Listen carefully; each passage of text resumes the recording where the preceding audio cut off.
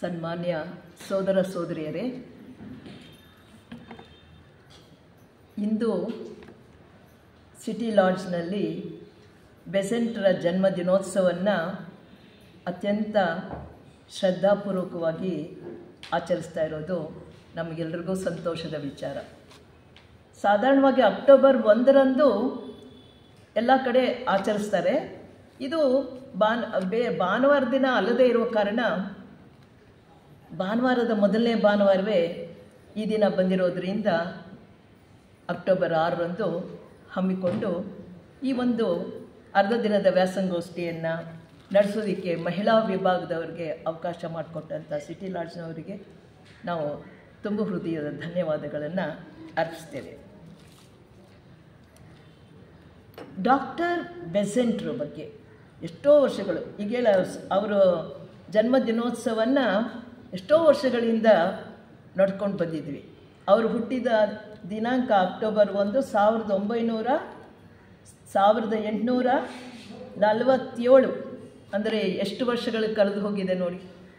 ಆ ದಿನದಿಂದ ಅಂದರೆ ಅವರು ಥಿಯಾಸ್ಟ್ರಿಕಲ್ ಅಧ್ಯಕ್ಷರಾಗಿ ಅವ್ರು ತೀರು ಹೋದಾಗಿನಿಂದ ಬೆಸೆಂಟ್ರ ಜನ್ಮದಿನೋತ್ಸವವನ್ನು ಆಚರಿಸ್ಕೊಳ್ತಾ ಬಂದಿದ್ದೀವಿ.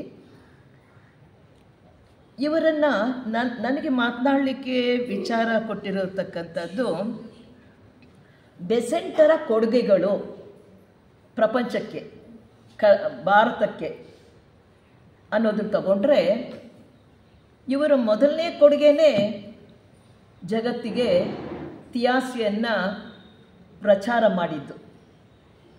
ತಮಗೆಲ್ರಿಗೂ ತಿಳಿದಿರೋ ಹಾಗೆ ಥಿಯಾಸಫಿಕಲ್ ಸೊಸೈಟಿಯನ್ನು ಸ್ಥಾಪನೆಗೆ ಕಾರಣಕರ್ತರಾದವರು ಕರ್ನಲ್ ಆಲ್ಕಾಟ್ ಆದರೆ, ಆ ಥಿಯಾಸಫಿಕಲ್ ಸೊಸೈಟಿಯಲ್ಲಿ ಅಧ್ಯಾತ್ಮ ಜ್ಞಾನವಾದಂಥ ಥಿಯಾಸಫಿಯನ್ನು ಪ್ರಚಾರ ಮಾಡಲಿಕ್ಕೆ ಜ್ಞಾನವನ್ನು ಕೊಟ್ಟಂತಹ ಮೇಡಮ್ ಬ್ಲಾವಟ್ಸ್ಕಿ ಅವರಿಗೆ ನಾವು ನೆನೆಸ್ಕೊಳ್ಬೇಕು. ಅವರ ನಂತರ ಥಿಯಾಸಫಿಯನ್ನು, ಆತ್ಮಜ್ಞಾನವನ್ನು ಇಡೀ ಪ್ರಪಂಚಾದ್ಯಂತ ಸುತ್ತಾಡಿ ಪ್ರಚಾರ ಮಾಡಿರುವ ಹೆಗ್ಗಳಿಕೆ ಆನಿ ಬೆಸೆಂಟ್ರಿಗೆ ಕೊಡಬೇಕು. ಯಾಕೆ ಅಂತಂದರೆ ಅವರು ಸೇರುವ ಕಾಲದಲ್ಲಿ ಕೇವಲ 11 ರಾಷ್ಟ್ರಗಳಲ್ಲಿ ಥಿಯಾಸಫಿಕಲ್ ಸೊಸೈಟಿ ವಿಭಾಗಗಳಿದ್ದು, ಸದಸ್ಯರ ಸಂಖ್ಯೆ ಬಹಳ ಕಡಿಮೆ ಇತ್ತು. ಡಾಕ್ಟರ್ ಆನಿ ಬೆಸೆಂಟ್ರು ಅಂತಾರಾಷ್ಟ್ರೀಯ ಅಧ್ಯಕ್ಷಣೆ ಆದ ನಂತರ ಇನ್ನೂ 36 ರಾಷ್ಟ್ರಗಳಲ್ಲಿ ಒಟ್ಟು 47 ವಿಭಾಗಗಳಲ್ಲಿ ದೇಶಗಳಲ್ಲಿ ಈ ಥಿಯಾಸಫಿಕಲ್ ಸೊಸೈಟಿಗಳನ್ನು ಸ್ಥಾಪನೆ ಮಾಡಿ 40,000 ಸದಸ್ಯ ಸಂಪತ್ತನ್ನು ಹೆಚ್ಚಾಗಿದ್ದು ಅವರ ಕಾಲದಲ್ಲೇ. ಮೊದಲು ಅಷ್ಟಿರಲಿಲ್ಲ, ಅಂದರೆ ಇದುವರೆಗೂ ಆ ಸಂಖ್ಯೆ ಇಳಿಮುಖವಾಗ್ತಾ ಬಂತೆ ವಿನಃ ಇನ್ನೂ ಏರಲೇ ಇಲ್ಲ.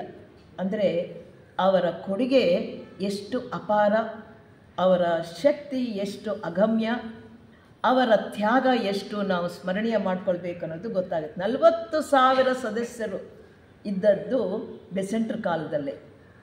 ಅದಕ್ಕೆ ಹೇಳ್ತಾರೆ ಅವ್ರು ಎಷ್ಟು ಪ್ರಚಾರ ಮಾಡಿದ್ರಂದರೆ ಇಡೀ ವಿಶ್ವವನ್ನು, ಜಗತ್ತನ್ನು 7 ಬಾರಿ ಸುತ್ತಾಕಿದಾರಂತೆ.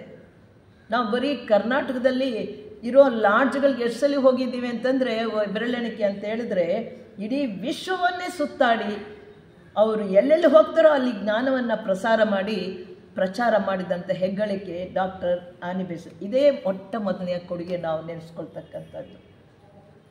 ಪ್ರಪಂಚಕ್ಕೆ ಆತ್ಮಜ್ಞಾನವನ್ನು, ಇಡೀ ಪ್ರಪಂಚಕ್ಕೆ ಎಲ್ಲ ಕಡೆ ನೀವೆಲ್ಲಿ ನೋಡಿದ್ರೂ ಕೂಡ ಡಾಕ್ಟರ್ ಆನಿ ಬೆಸೆಂಟ್ ಸೊಸೈಟಿ ಅಂತ ಹೇಳ್ತಾರೆ ವಿನಃ ಬ್ಲಾವಟ್ಸ್ಕಿ ಅವ್ರ ಸೊಸೈಟಿ ಅಂತ ಹೇಳಲ್ಲ.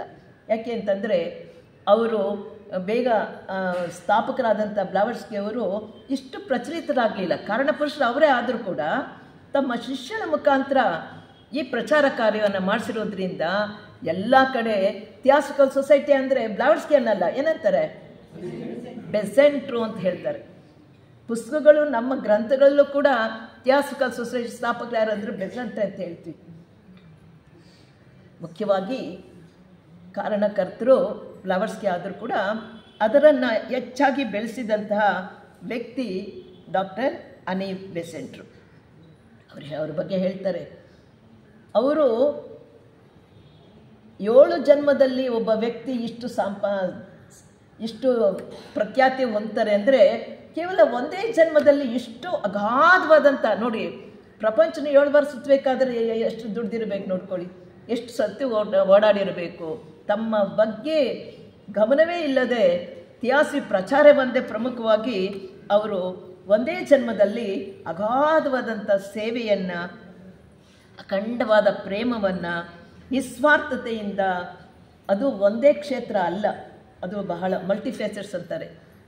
ಥಿಯಾಸಿಕಲ್ ಸೊಸೈಟಿ ಒಂದೇ ಅಲ್ಲ, ಮಲ್ಟಿಪಲ್ ಫೇಸರ್ಸ್ ಅಂದರೆ ಅನೇಕ ಕ್ಷೇತ್ರಗಳಲ್ಲಿ ಅವರು ಅದ್ವಿತೀಯವಾಗಿ ಕೆಲಸ ಮಾಡಿರುವುದನ್ನು ನಮ್ಮ ಈ ಪೀಳಿಗೆಗೆ ಒಂದು ಆದರ್ಶಪ್ರಾಯವಾಗಿದೆ. ನಾವು ಒಂದರಲ್ಲಿ ಏನೋ ಕೆಲಸ ಮಾಡ್ತೀವಿ ಅಂದರೆ ಅವರು ಒಂದು ಕ್ಷೇತ್ರ ಅಲ್ಲ, ಅದೇ ಅವರು ಕೊಟ್ಟಂಥ ಅಗಮ್ಯವಾದಂಥ ಕೊಡುಗೆ ನಮಗೆ. ಇವರ ಬಗ್ಗೆ ಹೇಳ್ತಾರೆ ಪಂಡಿತ ಮದನ್ ಮೋಹನ್ ಮಾಳ್ವೀಯರವರು, ಬೆಸೆಂಟ್ರು ಒಬ್ಬರು ಯೋಗಿನಿ ಅಂತ ಹೇಳ್ತಾರೆ. ಯೋಗಿನಿ, ಸಾಧಕಳು, ಯೋಗ ಅಂದರೆ ಸಾಧನೆ ಮಾಡಿದಂಥವ್ರು.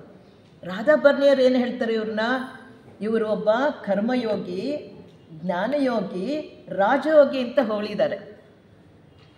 ಗ್ರಾಮ್ ಪಾಲ್ ಅನ್ನೋರು ಸೆಂಟನರಿ ಸೆಲೆಬ್ರೇಷನ್ ಆಫ್ ಸಾವನಿಯರ್ನಲ್ಲಿ ಈಕೆ ಗ್ರೇಟ್ ಲೀಡರ್, ಮಹಾ ಚೈತನ್ಯ ಅಂತ ಹೊಗಳಿದ್ದಾರೆ.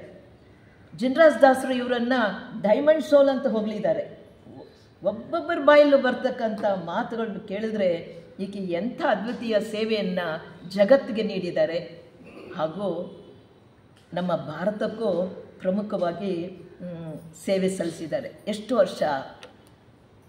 1893ರಲ್ಲಿ ಮೊಟ್ಟ ಮೊದಲನೇದಾಗಿ ಅವರು ಭಾರತಕ್ಕೆ ಟುಟಿಕಾರನ್, ತುತ್ತುಕುಡಿ ಇದರಲ್ಲಿ ಬಂದರ್ನಲ್ಲಿ ಇಳಿತಾರೆ. 1893 ನವೆಂಬರ್ 20 ಇಳಿದಾಗ ಈ ಭೂಮಿ ಪವಿತ್ರವಾದ ತಾಯ್ನಾಡು, ನಾನು ನನ್ನ ಪಾದದಿಂದ ಅಪವಿತ್ರಗೊಳಿಸಲಾರೆ ಅಂತ ಹೇಳಿ ಆ ಭೂಮಿಯನ್ನು ಕಾಲಿನಿಂದ ಮೆಟ್ಟುವ ಮೊದಲು ಆ ಮಣ್ಣನ್ನು ತನ್ನ ಶಿರದಲ್ಲಿ ವಹಿಸ್ಕೊಂಡು ನಮಸ್ಕಾರ ಮಾಡಿ ನಮ್ಮ ಭಾರತದನ್ನು ಪ್ರವೇಶ ಮಾಡ್ತಾರೆ. ಅಲ್ಲಿಂದ 1893ರಿಂದ 1933 ಅವ್ರು ತಿರೋಗಿದ್ದು 1933, ಭಾರತಕ್ಕೆ ಬಂದಿದ್ದು 1893. ಅಂದರೆ 40 ವರ್ಷಗಳ ಕಾಲ ಅವರು ಭಾರತದಲ್ಲಿ ಪ್ರವೇಶ ಮಾಡಿದ ನಂತರ ವಿಶ್ವಕ್ಕೂ ಜೊತೆಗೆ ಪರ್ಟಿಕ್ಯುಲರ್ಲಿ ಭಾರತದಲ್ಲಿ ಅನೇಕ ಕ್ಷೇತ್ರಗಳಲ್ಲಿ ಸೇವೆಯನ್ನು ಸಲ್ಲಿಸಿದ್ದಾರೆ. ಅಂತಹ ಮಹಾತಾಯಿಯ ಹುಟ್ಟು ದಿನವನ್ನು ನಾವು ಪ್ರತಿ ವರ್ಷ ನೆನೆಸ್ಕೊಳ್ತೀವಿ. ಮಾಡಬೇಕಾದ ಬರೀ ಒಂದು ಹೂವಾರ್ಪಣೆ, ಅವರನ್ನು ಹೊಗಳೋದು ಅಷ್ಟೇ ಸಾಕೆ? ಅವರಿಗೆ ನಾವು ಋಣ ತೀರಿಸ್ಬೇಕಾದ್ರೆ, ಅದರಲ್ಲೂ ಭಾರತೀಯರಿಗೆ ನಮಗೆ ಅವ್ರದ್ದು ಕೊಡುಗೆ ಬಹಳ ಇದೆ. ಏನು ಕೊಟ್ಟರು? ನಮ್ಮ ಭಾರತಕ್ಕೆ ಸ್ವಾತಂತ್ರ್ಯ ಕೊಟ್ಟರು, ಹೆಣ್ಣು ಮಕ್ಕಳಿಗೆ ವಿದ್ಯಾಭ್ಯಾಸ ಕೊಟ್ಟರು, ನಮ್ಮ ದೇಶದಲ್ಲಿ ಸ್ಕೌಟ್ಗೆ ಅವಕಾಶ ಇಲ್ಲದೆ ಇದ್ದಾಗ ಸ್ಕೌಟ್ ಚಳವಳಿ ಮಾಡಿದ್ರು, ಮತ್ತು ನೊಂದವರಿಗೆ ಬೆಂದವರಿಗೆ ಅವ್ರ ಸಹಾಯಕ್ಕಾಗಿ ಥಿಯಾಸಿಕಲ್ ಆರ್ಡರ್ ಆಫ್ ಸರ್ವಿಸನ್ನು ಸ್ಥಾಪನೆ ಮಾಡಿದ್ರು. ಹಾಗೆ ರಾಜಕೀಯದಲ್ಲಿ ಪ್ರವೇಶ ಮತ್ತು ಸಮಾಜದಲ್ಲಿ ಯಾರು ನೊಂದಿದಾರೋ, ಯಾರಿಗೆ ಅನ್ಯಾಯವಾಗ್ತಿದೆಯೋ, ಯಾರಿಗೆ ತೊಂದರೆ ಆಗ್ತಿದೆಯೋ ಅಲ್ಲಿ ತಾವು ನಿಂತು ಅವರಿಗೆ ನ್ಯಾಯ ದೊರಕಿಸ್ಕೊಟ್ಟಿರ್ತಕ್ಕಂಥ ಹೆಗ್ಗಳಿಕೆ ಮಹಾತಾಯಿದು. ತನ್ನನ್ನು ಪೂರ್ಣವಾಗಿ ಈ ಪ್ರಪಂಚಕ್ಕೆ ಅರ್ಪಿಸ್ಕೊಂಡು ತನ್ನ ಸೇವೆಯನ್ನು ನಿಸ್ವಾರ್ಥತೆಯಿಂದ ಮಾಡಿರ್ತಕ್ಕಂಥ ಮಹಾತಾಯಿಯನ್ನು ನಾವು ಹೊಗಳಿದ್ರೆ ಸಾಕಾಗಲ್ಲ, ಪೂಜೆ ಮಾಡಿದ್ರೆ ಸಾಕಾಗಲ್ಲ. ಅವರ ಋಣ ತೀರಿಸ್ಬೇಕಾದ್ರೆ ನಾವು ಅವರ ನಡೆದ ಹಾದಿಯಲ್ಲಿ ಕಿಂಚಿತ್ತಾದರೂ ಅವರ ನಿಯಮಗಳು, ಅವರ ಸೇವೆಯ ಹಾದಿಯಲ್ಲಿ ನಾವು ನಡೆದರೆ ಅವರಿಗೆ ಸೇವೆ ಸಲ್ಲಿಸಿದ ಒಂದು ಕೃತಾರ್ಥತೆ ನಮ್ಮಲ್ಲಿ ಉಂಟಾಗತ್ತೆ ಅಂತ ನಾನು ಭಾವಿಸ್ತೀನಿ. ಮತ್ತು ಈಕೆಯಲ್ಲಿ ಕಂಡದ್ದು ಏನಪ್ಪ ಅಂತಂದರೆ ಅತುಲವಾದಂಥ ಧೈರ್ಯ, ಸಾಹಸ, ಹಿಡಿದ ಕೆಲಸ ಸಾಧಿಸೇ ತೀರೋರು. ಯಾವುದೇ ವಿಚಾರದಲ್ಲಿ ಅವರನ್ನು ಪ್ರವೇಶ ಮಾಡಿದ್ರೆ ಅದು ಗುರಿ ಮುಟ್ಟೋವರೆಗೂ ಬಿಡ್ತಾ ಇರಲಿಲ್ಲ. ಅಂದರೆ ಸತ್ಯ ಅಂತ ಕಂಡು ಬಂದ ಮೇಲೆ ಅದಕ್ಕಾಗಿ ಏನು ಮಾಡೋಕ್ಕೂ ಸಿದ್ಧರಾಗ್ತಾಯಿದ್ರು. ಅವರ ಜೀವನವನ್ನೇ ನೋಡಿದಾಗ ಸತ್ಯಕ್ಕಾಗಿ ಹೋರಾಡಿದ್ರು. ಅದೊಂದು ಸಣ್ಣ ಒಂದು ಕಿರು ನಾಟಕದ ರೂಪದಲ್ಲಿ ನಿಮ್ಗೆ ತೋರಿಸ್ತಾರೆ. ಆಕೆಯ ಒಂದು ಸಂಕ್ಷಿಪ್ತವಾಗಿ ಹೇಳೋದಾದರೆ, ಆಕೆ ಐರ್ಲೆಂಡ್ ದೇಶದವರು. ಇಂಗ್ಲೆಂಡ್ನಲ್ಲಿ ಇದ್ದಂಥ ವಿಲಿಯಂ ವುಡ್ ತಂದೆ, ಎಮಿಲಿ ವುಡ್ ತಾಯಿ, ಇಬ್ಬರು ಬಹಳ ಧಾರ್ಮಿಕ ಸ್ಥಿತಿಯಲ್ಲಿದ್ದವರು ಮತ್ತು ವಿದ್ಯಾವಂತರು, ಆಚಾರವಂತರು. ಇಂಥವರ ಮಗಳಾಗಿ ಆನಿ ಜನ್ಮಿಸಿ ಕೇವಲ 5 ವರ್ಷ ಮಗು ಇದ್ದಾಗಲೇ ತಂದೆಯನ್ನು ಕಳ್ಕೊಂಡ್ಬಿಟ್ಟು, ನಂತರ ಅವರಿಗೆ ತಾಯಿಗೆ ಕಷ್ಟದ ಕೋಟ್ಲೆಗಳು ಪ್ರಾರಂಭ ಆದಾಗ ಆಕೆಯ ವಿದ್ಯಾಭ್ಯಾಸ, ಆಗಿನ ಕಾಲದಲ್ಲೂ ಅಷ್ಟೇ, ಆಗ ಅಂತಂದರೆ ಎಷ್ಟು ವರ್ಷಗಳ ಹಿಂದೆ, ಆಗ ಹೆಣ್ಣು ಮಕ್ಕಳಿಗೆ ವಿದ್ಯಾಭ್ಯಾಸ ಇರಲಿಲ್ಲ. ಆದ್ದರಿಂದ ಈಕೆನೂ ಏನೋ ತಾಯಿ ಜೊತೆಯಲ್ಲಿದ್ದು ತಮ್ಮ ಕ್ರಿಶ್ಚಿಯನ್ರಾದ್ರಿಂದ ಆ ಧರ್ಮಗ್ರಂಥಗಳನ್ನ ಓದೋದು, ಅದರಂತೆ ಚರ್ಚ್ಗೆ ಹೋಗೋದು, ಶ್ರದ್ಧಾ ಭಕ್ತಿಯಿಂದ ಪೂಜೆ ಮಾಡೋದು, ಈ ರೀತಿ ಅವರ ಸಂಪ್ರದಾಯದಂತೆ ಒಂದು ನೇಮ ನೀತಿಯಂತೆ ನಡ್ಕೊಳ್ತಾ ಇದ್ದರು. ಅಷ್ಟೇ ತಾಯಿಯಿಂದ ಕಲಿತಿದ್ದು. ತಂದೆಯಿಂದ ಸ್ವತಂತ್ರವಾಗಿ ಯೋಚನೆ ಮಾಡೋದು, ವಿಚಾರಶೀಲರು, ಸರಿ ಅಂದರೆ ಮಾತ್ರ ನಡೆಯೋದು, ಸರಿ ಇಲ್ಲದೆ ಇದ್ದರೆ ಅದನ್ನು ವಿರೋಧಿಸ್ತಕ್ಕಂಥ ಸ್ವಭಾವ ಅವರಲ್ಲಿ ಇದ್ದದ್ದು ಆ ಸಣ್ಣ ಮಗುವಿನಲ್ಲೇ ಅದು ಬಂದಿರುತ್ತೆ. ವಿದ್ಯಾಭ್ಯಾಸ ಇಲ್ಲದೆ ಇದ್ದಾಗ ಅವ್ರಿಗೆ ಮನೆಯಲ್ಲೇ ಇದ್ದಾಗ ಚಿಕ್ಕ ಹುಡುಗಿ ಬಹಳ ಚುರುಕಾಗಿರುತ್ತೆ. ಅವರ ಅಣ್ಣನ ಸ್ನೇಹಿತನ ಒಬ್ಬ ಚಿಕ್ಕಮ್ಮ ಮೇರಿಯಟ್ ಅಂತ, ಅವರು ಸ್ಥಿತಿವಂತರು, ಸ್ವಲ್ಪ ದುಡ್ಡಿರುತ್ತೆ, ಒಂದು ಶಾಲೆ ನಡೆಸ್ತಾ ಇರ್ತಾರೆ. ಇಂಥ ಮಕ್ಕಳನ್ನ ಕಂಡ್ರೆ ಅವ್ರಿಗೆ ವಿದ್ಯಾಭ್ಯಾಸ ಕೊಡೋಣ ಪ್ರೋತ್ಸಾಹದವರಲ್ಲಿತ್ತು. ಎಮಿಲಿ ತಾಯಿ ಹತ್ರ ಬಂದು, ಆನೆಯವ್ರ ತಾಯಿ ಹತ್ರ ಬಂದು, ಮಗು ತುಂಬ ಚುರುಕಾಗಿದ್ದಾಳೆ, ಈಗ ನಾನು ವಿದ್ಯಾಭ್ಯಾಸ ಕೊಡ್ತೀನಿ, ಕಳಿಸ್ಕೊಡಿ. ಆಗ ಮಗುಗೆ 8 ವರ್ಷ ವಯಸ್ಸು ಅಂತ ಕೇಳಿದಾಗ, ಬೇಡಮ್ಮ, ನಿಮ್ಗೆ ಯಾಕೆ ತೊಂದರೆ, ನಾನೇನೋ ಮಾಡ್ಕೊಳ್ತೀನಿ. ಬೇಡ, ಹೆಣ್ಣು ಮಕ್ಕಳಿಗೆ ಆಗಲೇ ನೋಡಿ, ಅವರ ಟೀಚರ್ ಮೇರಿಯಟ್ಟು ಹೆಣ್ಣು ಮಕ್ಕಳಿಗೆ ವಿದ್ಯಾಭ್ಯಾಸ ಬೇಕು ಅಂತ ತಾನೇ ಸ್ಥಾಪನೆ ಮಾಡಿದಂಥ ಶಾಲೆಯಲ್ಲಿ ವಿದ್ಯಾಭ್ಯಾಸಕ್ಕಾಗಿ ಆನಿಯವರ ತಾಯಿ ಎಮಿಲಿಯವ್ರಿಗೆ ಒಪ್ಪಿಸಿ ಕರ್ಕೊಂಡು ಹೋಗ್ತಾರೆ. ಅಲ್ಲಿ ಅವರ ಗುರುಕುಲದಲ್ಲಿ ವಿದ್ಯಾಭ್ಯಾಸವನ್ನು ಕಲಿತು ಯಾವ ರೀತಿ ಬೈಬಲನ್ನು ಓದಬೇಕು, ಯಾವ ರೀತಿ ವ್ಯವಹಾರ ಇನ್ನೊಬ್ಬರ ಜೊತೆಯಲ್ಲಿ ನಡ್ಕೊಳ್ಬೇಕು, ಇವನ್ನೆಲ್ಲನೂ ಕಲಿತ್ಕೊಂಡು 16ನೇ ವಯಸ್ಸಿಗೆ ಆಕೆ ವಾಪಸ್ಸು ತನ್ನ ಮನೆಗೆ ಬರ್ತಾಳೆ. ಅದರಲ್ಲಿ ಒಂದು ಕಿಟ್ನಲ್ಲಿ ಒಂದು ತೋರಿಸ್ತಾರೆ, ಹೇಗೆ ನಾವು ಜೀವನವನ್ನು ಇನ್ನೊಬ್ಬರಿಗೆ ಸೇವೆ ಮಾಡುವುದನ್ನು ಮಾಡಬೇಕು ಅನ್ನೋದನ್ನು ಆ ಕಿರುನಾಟಕದಲ್ಲಿ ತೋರಿಸ್ತಾರೆ. ಆ ನಂತರ ತಾಯಿ ಹತ್ರ ಬಂದಮೇಲೆ ಯಥಾ ಪ್ರಕಾರ ಕ್ರಿಶ್ಚಿಯನ್ ಭಕ್ತಳು, ಪೂರ್ಣ ಭಕ್ತಳು. ಜೀಸಸ್ ಅಂತಂದರೆ ಏನು ಬೇಕಾದರೂ ಅತ್ಯಂತ ಶ್ರದ್ಧೆಯಿಂದ ಚರ್ಚ್ಗೆ ಹೋಗೋದು, ಪೂಜೆ ಮಾಡೋದು, ಹೂ ಜೋಡಿಸೋದು, ಸೇವೆ ಮಾಡೋದು ಮಾಡ್ತಾಯಿರ್ತಾರೆ. ಆ ಚರ್ಚಿನ ಪಾದ್ರಿ ಒಬ್ಬರು ಫ್ರ್ಯಾಂಕ್ ಬೆಸೆಂಟ್ ಅನ್ನೋರು ಇವರನ್ನು ನೋಡಿ, ಈಕೆ ತುಂಬ ನಮ್ಮ ಸಿಸ್ಟಮ್ಗೆ ಅಂದರೆ ಚರ್ಚ್ಗೆಲ್ಲ ಬರ್ತಾಳೆ, ಇವರಿಂದ ಉಪಯೋಗ ಆಗುತ್ತೆ ಅಂತಂದ್ಬಿಟ್ಟು ಮದುವೆ ಪ್ರಸ್ತಾಪ ಮಾಡಿದಾಗ ಆನೆಯವರು ಅಂದ್ಕೊಂಡಿರ್ತಾರೆ, ಮದುವೆನೂ ಬೇಡ, ಏನು ಬೇಡ, ನನ್ನ ಪ್ರಾಣ ಇರುವವರೆಗೂ ನಾನು ಚರ್ಚ್ನಲ್ಲೇ ಸೇವೆ ಮಾಡ್ತಾ ಇದ್ದು ಬಿಡ್ತೀನಿ ಅಂದ್ಕೊಂಡಿದ್ರು. ಆದರೆ ಈ ಒಂದು ಆಫರ್ ಬಂದಾಗ ಅವರು ಕೊಟ್ಟಿರೋದು ಯಾರು, ಪಾದ್ರೆ ಆದ್ದರಿಂದ ನಾನು ತಾಯಿಯೂ ಹೇಳ್ತಾರೆ ಮದುವೆ ಮಾಡ್ಕೊಂಡು. ಸರಿ, ಪಾದ್ರೆ ಆಗಿರೋದ್ರಿಂದ ನಾನು ಮದುವೆಗೆ ಒಪ್ಕೊಳ್ತೀನಿ. ಕಾರಣ ಇಷ್ಟೇ, ಪಾದ್ರೆ ಅಂದರೆ ಯಾವಾಗಲೂ ಚರ್ಚ್ನಲ್ಲೇ ಇರ್ತಾರೆ, ದೇವರ ಹತ್ರನೇ ಇರ್ತಾರೆ, ನನಗೂ ಕೂಡ ದೇವರ ಸೇವೆಯನ್ನು ಮಾಡ್ತಕ್ಕಂಥ ಅವಕಾಶ ಸಿಗುತ್ತೆ ಅಂದ್ಬಿಟ್ಟು ಒಪ್ಕೊಂಡು ಮದುವೆ ಆಗತ್ತೆ. ಮದುವೆ ಅವ್ರಿಗೆ 20ನೇ ವಯಸ್ಸಿನಲ್ಲಿ ಮದುವೆ ಆಗತ್ತೆ.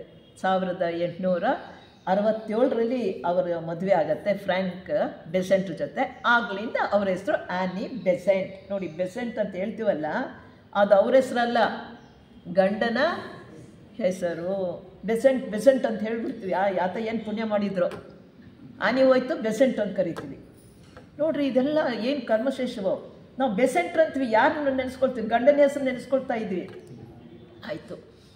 ಆಮೇಲೆ ಇವರ ಸ್ವಭಾವ ಚಿಕ್ಕಂದಿನಿಂದಲೂ ಸ್ವತಂತ್ರ ಯೋಚಕಳು, ವಿಚಾರವಂತಳು, ಆದರೆ ಈ ಫ್ರ್ಯಾಂಕ್ ಬೆಸೆಂಟ್ರು ಹಾಗಲ್ಲ.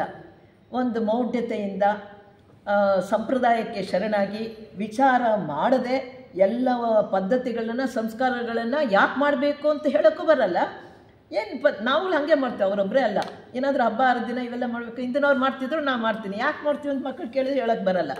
ಹಾಗೆ ಅವರು ಕೂಡ ನಡ್ಕೊಂಡಾಗ ಈಕೆ ತಂದೆಯ ಬಂದಿರತಕ್ಕಂಥ ಗುಣ ವಿಚಾರವಂತಳು, ಸ್ವತಂತ್ರ ಯೋಚನೆ ಮಾಡ್ತಕ್ಕಂಥ ಶಕ್ತಿ ಇರೋಳು. ಯಾಕೆ ಮಾಡಬೇಕು, ಅಲ್ಲಿ ಸಂಸ್ಕಾರಗಳಿರುತ್ತೆ ಚರ್ಚ್ನಲ್ಲಿ.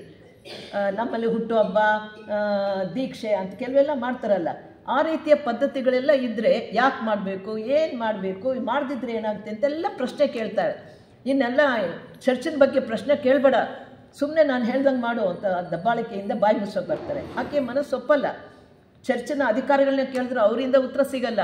ಆದ್ದರಿಂದ ಬೇಸತ್ತು ಈ ಸನ್ನಿವೇಶದಲ್ಲಿ ಒಂದಿಬ್ಬರು ಮಕ್ಕಳಾಗ್ತಾರೆ. ಮದುವೆ ಆದ 3 ವರ್ಷಕ್ಕೆ ಇಬ್ಬರು, ಒಂದು ಗಂಡು ಮಗು ಒಂದು ಹೆಣ್ಣು ಮಗು. ಅದು 2ನೇ ಮಗು ಅಂತ ಪ್ರೀಮೆಚೂರ್ ಬೇಬಿ, 7 ತಿಂಗಳಿಗೆ ಹುಟ್ಬಿಡುತ್ತೆ. ಅದಕ್ಕೆ ಯಾವಾಗಲೂ ಕಾಯಿಲೆ. ಅದನ್ನು ಎಂಥ ತಾಯಿಗೂ ಮಗು ಸಂಕಟ ಪಡ್ತಾಯಿದ್ರೆ ನೋಡೋಕ್ಕಾಗಲ್ಲ.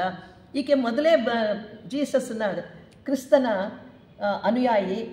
ಅವ್ರನ್ನ ಪ್ರಾರ್ಥನೆ, ಏನೂ ಕಾಣದ ಈ ಮಗುಗೆ, ಇನ್ನೂ ಸಣ್ಣ ಕೂಸು, ಅದಕ್ಕೆ ನಾಯಿಕೆ ಬಂದು ಒದ್ದಾಡೋದು ನೋಡಿ ಪ್ರಾರ್ಥನೆ ಮಾಡಿದ್ರೆ ಕಡಿಮೆ ಆಗಲ್ಲ.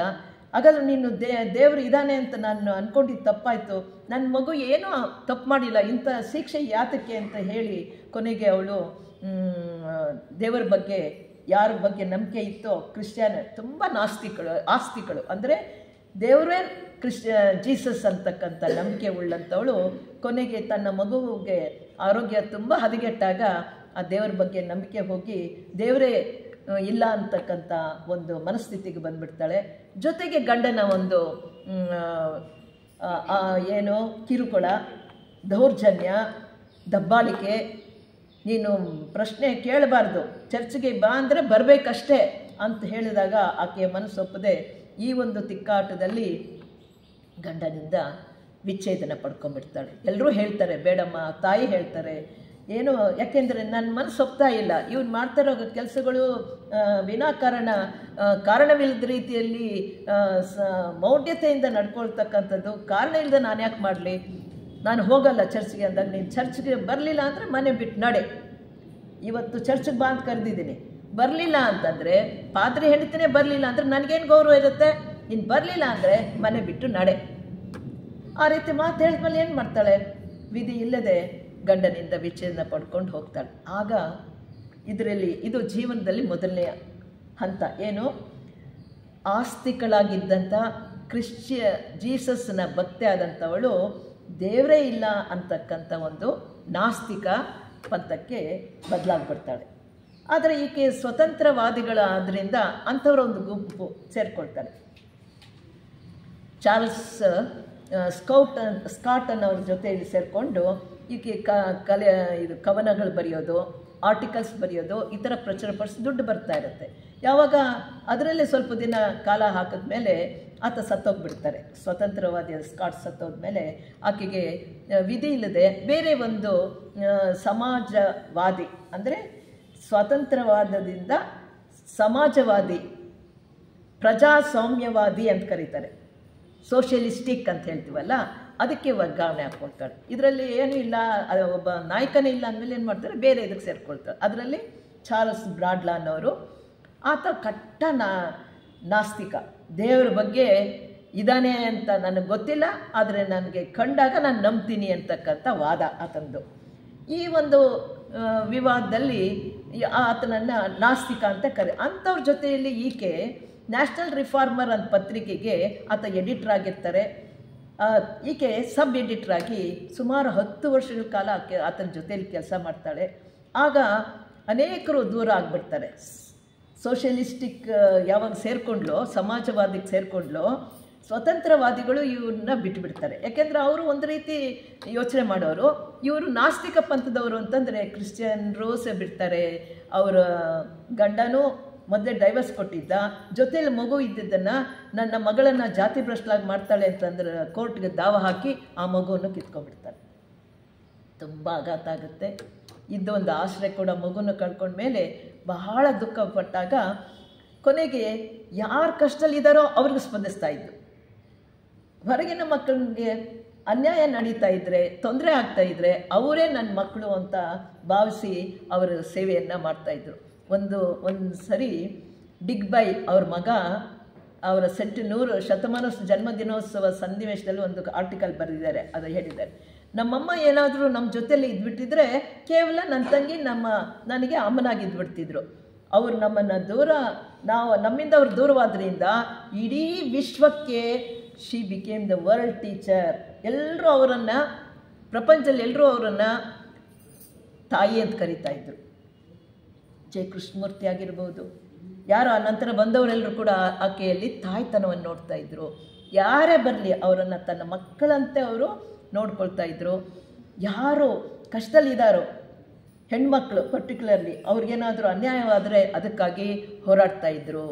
ಇಂತಹ ಒಂದು ಸ್ಥಾನವನ್ನು ಇಬ್ಬರು ಮಕ್ಕಳಿಗೆ ತಾಯಿಯಾಗಬಹುದು, ಇಡೀ ವಿಶ್ವಕ್ಕೆ ತಾಯಿಯಾದಂಥ ಮಹಾನ್ ವ್ಯಕ್ತಿ ಡಾಕ್ಟರ್ ಆನಿ ಬೆಸೆಂಟ್. ಈ ರೀತಿ ಅವರು ಅನೇಕ ರೀತಿಯಲ್ಲಿ ಸಮಾಜ ಸುಧಾರಣೆಯಲ್ಲಿ ತಮ್ಮನ್ನು ತಾವು ಅರ್ಪಿಸ್ಕೊಂಡು ಕೊನೆಗೆ ಆ ಸ್ವತಂತ್ರವಾದದಿಂದ ಸಮಾಜ ಸುಧಾರಕರಾಗಿ, ಅದರಲ್ಲಿ ಅನೇಕ ಯಾರ್ಯಾರಿಗೆ ಸಮಾಜದಲ್ಲಿ ತೊಂದರೆ ಆಗಿದೆಯೋ, ಯಾಕೆಂದರೆ ಇವರು ಇರ್ತಾರಲ್ಲ ಫ್ಯಾಕ್ಟ್ರಿನಲ್ಲಿ ಕೆಲಸ ಮಾಡುವ ಹೆಣ್ಣು ಮಕ್ಕಳಿಗೆ, ಸಣ್ಣ ಮಕ್ಕಳನ್ನ ಕೆಲಸಕ್ಕೆ ತೆಗೆದುಕೊಳ್ಳೋದು, ಅವ್ರಿಗೆ ಹೆಚ್ಚು ಸಮಯ ದುಡಿಸ್ಕೊಂಡು ಕಡಿಮೆ ದುಡ್ಡು ಕೊಡ್ತಕ್ಕಂಥದ್ದು, ಅವ್ರಿಗೆ ಯಾವ ಸೌಲಭ್ಯನೂ ಕೊಡ್ತಾ ಇರಲಿಲ್ಲ. ಅದಕ್ಕೆಲ್ಲನೂ ಕೂಡ ಹೋರಾಡಿ ಲೇಬರರ್ಸ್ ಅಸೋಸಿಯೇಷನ್ ಅಂತ ಮಾಡಿ ಅವರಿಗೆ ಒಂದು ಕೌನ್ಸಿಲಿಂಗ್ ಅಂತ ಮಾಡಿ ಅವ್ರ ಸಹಾಯದಿಂದ ಅವರನ್ನು ದಬ್ಬಾಳಿಕೆಗೆ ಇರೋದನ್ನು ಪ್ರತಿಭಟಿಸಿ ಅವ್ರ ನಾಯಕರನ್ನು ಬಂಧಿಸಿದಾಗ ಲಾಯರನ್ನಿಟ್ಟು ಅವರನ್ನು ರಕ್ಷಣೆ ಮಾಡಿ ಅವರಿಗೆ ಬೇಕಾದಂಥ ಈಗೆಲ್ಲ ಕೊಡ್ತಾರೆ ಲೇಬರ್ಸ್ಗೆ ಏನು ಸೌಲಭ್ಯಗಳು ಕೊಡಬೇಕು, ರಜಾ ಕೊಡಬೇಕು, 8 ಗಂಟೆ ಕಾಲ ಮಾತ್ರ ದುಡಿಸ್ಕೋಬೇಕು, ಹೆಣ್ಣು ಮಕ್ಕಳಿಗೆ ಸಣ್ಣ ಮಕ್ಕಳನ್ನು ಕೆಲಸಕ್ಕೆ ತೆಗೆದುಕೊಳ್ಬಾರ್ದು, ಅವ್ರ ವಿದ್ಯಾಭ್ಯಾಸಕ್ಕೆ ನೀವು ಅವಕಾಶ ಕೊಡಬೇಕು. ಈ ರೀತಿ ಹಲವು ಕಾನೂನುಗಳನ್ನು ಹೋರಾಡಿ ಅವ್ರಿಗೆ ಕಳಿಸ್ಕೊಟ್ಟಿದ್ದಾರೆ. ಆದ್ದರಿಂದ ಎಲ್ಲ ನೊಂದವರಿಗೆ, ಲೇಬರ್ ಸೆಕ್ಷನ್ಗೆ, ಕಾರ್ಖಾನೆಗಳಲ್ಲಿ ಕೆಲಸ ಮಾಡೋರಿಗೆ, ಇವ್ರಿಗೆಲ್ರಿಗೂ ಕೂಡ ಸಮಾಜದಲ್ಲಿ ಒಳ್ಳೆಯ ಸಹಾಯವನ್ನು ಹಗಲಿರುಳು ತನ್ನನ್ನೇ ಮರೆತು ಸಹಾಯ ಮಾಡಿದ ಹೆಗ್ಗಳಿಕೆಗೆ ಹೋಗಬೇಕಾಗತ್ತೆ. ಹೀಗೆ ಮಾಡ್ತಾ ಇರಬೇಕಾದ್ರೂ ಆಕೆಗೆ ಏನು ಮಾಡಿದ್ರೂ ಜನರಲ್ಲಿ ವ್ಯತ್ಯಾಸ ಇರುತ್ತೆ, ಸಮಾಧಾನ ಇರಲ್ಲ. ಇಂಥ ಒಂದು ಸ್ಥಿತಿಯಲ್ಲಿ ಡಬ್ಲ್ಯೂ ಟಿ ಸ್ಟೆಡ್ ಅನ್ನೋರ ಪರಿಚಯ ಆಗುತ್ತೆ. ಅವರು ಪಾಲ್ ಮಾಲ್ ಗೆಸ್ಟೀರ್ನ ಮಾಲೀಕ. ಒಂದು ಗೆಸ್ಟೀರ್ನ ಪಬ್ಲಿಸಿಟಿ ಮಾಡ್ತಾ ಇರ್ತಾರೆ. ಅವ್ರಿಗೆ ಬ್ಲಾವರ್ಸ್ಕಿ ಅವರು ಥಿಯಾಸ್ಟಿಕಲ್ ಸೊಸೈಟಿ ಸಂಪರ್ಕ ಇರುತ್ತೆ. ಆಗಲೇ ಇದು ನಡೀತಾ ಇರೋದು 1888 ಆಗೋಗ್ಬಿಟ್ಟಿದೆ. 88 ಅಷ್ಟೊತ್ತಿಗೆ 1888ರಲ್ಲಿ ಬ್ಲಾವರ್ಸ್ಕಿ ಅವರು ಸೀಕ್ರೆಟ್ ಡಾಕ್ಟ್ರಿನ್ನು ಬರೆದು ಬಿಟ್ಟಿದ್ದಾರೆ. ಅದನ್ನು ರಿವ್ಯೂ ಮಾಡಿ ಕೊಡೋದಕ್ಕೆ ಈ ಸ್ಟೆಡ್ ಕೊಡ್ತಾರೆ. ಪಾಲ್ ಮಾಲ್ ಗೆಸ್ಟೀರ್ನ ಮಾಲಕ ಇದ್ದಾರಲ್ಲ ಅವ್ರು ಕೊಡ್ತಾರೆ. ಅವ್ರು ಕೊಟ್ಟಾಗ ಆತನಿಗೇನು ಅದನ್ನು ಓದಿದ್ರೆ ತಲೆ ಬಿಡ ಅರ್ಥ ಆಗಲ್ಲ. ಈಗ ನಮಗೂ ಅರ್ಥ ಆಗಲ್ಲನೇ ಅಪೂರ್ಣವಾಗಿ. ಏನೋ ಲೋಕಗಳು, ಆಮೇಲೆ ಚೈನುಗಳು, ವಿಕಾಸ, ಆಮೇಲೆ ಮಾನವನ ಉದ್ಧಾರ ಏನೇನೋ ಬರುತ್ತೆ. ಏನೋ ನನಗೇನು ತಲೆ ಬಿಡ ಅರ್ಥ ಆಗಲಿಲ್ಲ. ಏನೋ ನನ್ನ ಇದರಲ್ಲಿ ನನ್ನ ಸ್ನೇಹಿತೆ ಇದ್ದಾರಲ್ಲ ಆಕೆ ಏನಾದರೂ ಅಧ್ಯಾತ್ಮ ವಿಚಾರ ಹೇಳ್ತಿರ್ತಾಳೆ ಅಂದ್ಬಿಟ್ಟು ಬೆಸೆಂಟ್ರ ಹತ್ರ ಬಂದುಬಿಟ್ಟು, ನೋಡಮ್ಮ ಇದೇನೋ ಕೊಟ್ಟಿದ್ದಾರೆ, ನನಗೇನೋ ಅರ್ಥ ಆಗ್ತಿಲ್ಲ, ಇದನ್ನು ಓದ್ಬಿಟ್ಟು ನನಗೆ ಒಂದು ರಿವ್ಯೂ ಮಾಡಿಕೊಟ್ಬಿಡು ಅಂತ ಹೇಳಿ ಕೊಟ್ಟೋಗ್ತಾರೆ.